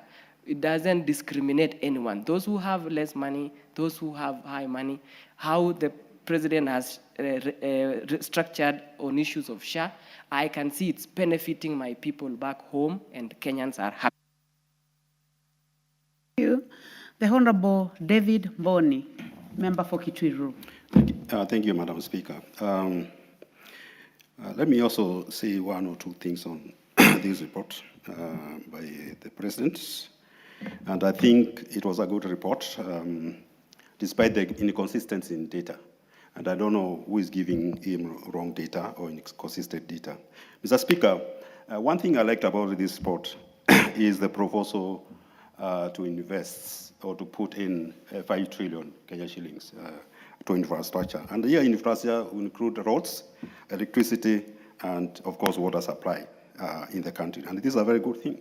But I was wondering, I just been wondering in this country, we used to have Vision 2030, which is the economic blueprint, which of course we are not be following, because during the last regime, we came up with the Agenda 4, and this regime we came up with the better, that is bottom economic transformation agenda. But I think when you look at the Vision 2030, it was very, very well structured. I mean, there were very good proposals in that economic. Honorable Mwalika. Yes. It's bottom up. Bottom up. Now, the moment you call it the bottom economic agenda, you may lose. Bottom up economic transformation agenda. Yes. Thank you for that one. So, yeah, when you look at the Vision 2030, you know, it is very good proposals. We had industrial zones, and I remember because I was part of the Vision 2030 group. I remember we used to have, we had proposed to have industrial parks. There was one which was supposed to be in Keno. And you remember we have a proposal to do a Grand Force Dam in Tana River. These are mega projects. So I propose that going forward, and to include the proposal by President, which is very good in terms of infrastructure, we need to have economic blueprint, because the Vision 2030 is ending 2030. And when you talk with the Treasury, it's like they don't have any plan to have a blueprint. Because you see, a blueprint is a planning document, a long vision for the country. So even if after sometime this regime is not there, the next regime will follow that, and it's going to help this country. So that's one thing I realized that we require. Madam Speaker, the issue of inflation is very good that inflation has gone down, but the real wage has gone down to 12.5%, according to Kenya National Bureau of Statistics Economic Survey 2024. One thing which has meant the real wage to go down is the taxations, the rate of taxation in our salaries and our income. It has really very good. It has really messed up our disposable income, and therefore, as a country, we need to relook at tax, not only tax to individuals, but tax to businesses, which is crippling the businesses. Madam Speaker, 2 weeks ago or 3 weeks, 2 weeks ago, I was with the chairman of KRA. There's something called e-teams. When you supply something, immediately you supply something and you raise an invoice. KRA also send you an invoice to pay their taxes. And if you supply to government, as you know, government takes long to pay. They start imposing penalties and everything. And therefore, at the end of the day, they remove your tax compliance. And that you cannot be able to even do any other business with that company or invoice another government. So we also need to look at the issues of taxation, issues of pending bills, which are actually crippling the businesses. Mr. Speaker, something before you, whatever, something very important. Yesterday, Governor Osendo-Bango was here with the public debt. And he said, we are reaching the level of debt distress. In fact, that's something which need to be very careful. Debt distress is a situation whereby you cannot meet our debts. You remember Ghana, Zambia, there's that kind of thing. And immediately we show signs we cannot pay our debts. We are done. I met in Zambia sometime 2003, and the minister was crying because he had not paid salary for 6 months. So immediately you show that you can't pay, even as an individual. So therefore, we need to do fiscal consolidation. Thank you. The Honorable Beatrice Elachi, member for Dagoretti North. Thank you, Madam Speaker. I also rise to support the report and the address of the President. Madam Speaker, I'll be very brief. To really thank him and to appreciate that since the time of His Excellency, our third President Kibaki, and after the Vision 2030, I think each president has come in and ensured he picks up the pillars of Vision 2030 and moves with it. And therefore, when you look at the social pillar of the Vision 2030, we were meant at this time, Madam Speaker, to have changed our curriculum for education, which we have, to ensure you have schools in semi-arid areas, which we have really pushed with NCGDF, Madam Speaker, to ensure that within that social pillar, we will have what we call now the computer labs that we are told to come up with in every of our constituencies. And therefore, even as we speak to the President, we must ask ourselves from the county levels, what are we doing with Vision 2030, starting with the governors, Madam Speaker, so that that growth is not about just the national government. It was meant for Kenya. And we have some functions that were in Vision 2030 that are supposed to be done also by county governments. Madam Speaker, I was in Turkana. I would tell you I felt very sad that 14 billion since we started devolution has been there. People are still crying for water, Madam Speaker. People are still in hunger. I am like, why can't the governors, I'm just giving an example using Turkana because I was there, just do something for their people, even if you do not do anything else, but just give your people food and water. Madam Speaker, to the economic pillar, on the Vision 2030, and I'm putting this based on the address of the President, because I've had so many people saying the vision has been left. No, the vision is within what the President is bringing. We agreed in Vision 2030 that we shall have affordable housing. In fact, 200,000 houses. And so if the president has tried his best to bring it to where it is, then there's where we say we critique, saying this is happening, and we critique to tell the president this is not happening. But for now, it is happening. We have infrastructure. He has tried to now think through and say, let us securitize and have our own fund, which will support us. That's the promises we did in Vision 2030. He has to come up now with a task team, Madam Speaker, that will look at what have we achieved in Vision 2030 and what are we moving forward to Vision 2063 or Vision 2070. And so start that task force so that by Vision, when we come to the year 2030, we are able to say we have a blueprint that moves us forward. That is what we've done in the UN when we were doing the Millennium Development Goals, Madam Speaker. We moved with the SDGs. And so it is a matter of ourselves as a country to say we need a task force. The task force will tick and critique the boxes of what we have achieved, what we have not achieved, and move. Lastly, Madam Speaker, in all this, we talk of corruption.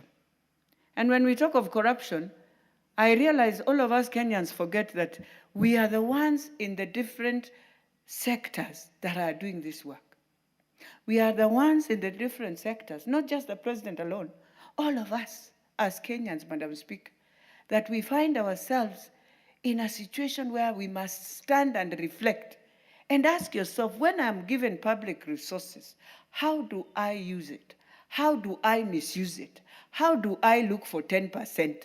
How do I look for entrepreneurs? Because Kenyans just point fingers at one direction, but they are the businessmen in the government. They are the ones doing all the businesses that we have. Why can't they also stop and say, no, for once now we are not going to do this corruption business, but we are going to do the right thing. And even if it's not that, Madam Speaker, I won't say the name, but Madam Speaker, there was a place where somebody supplied furniture, and I can see the Auditor General has now questioned, and even the staff have been now sent home. Yet this is a very, very, very, very senior person, and I think it is wrong. As I finalize, Madam Speaker, anyone who does business in government, do the right business and don't put also staff into challenges. I beg to support. Thank you very much, honorable members. Honorable members, and the time being 1 minute to 1 p.m., this House stands adjourned until today, Wednesday, 26th of November, 2025 at 2:30 p.m.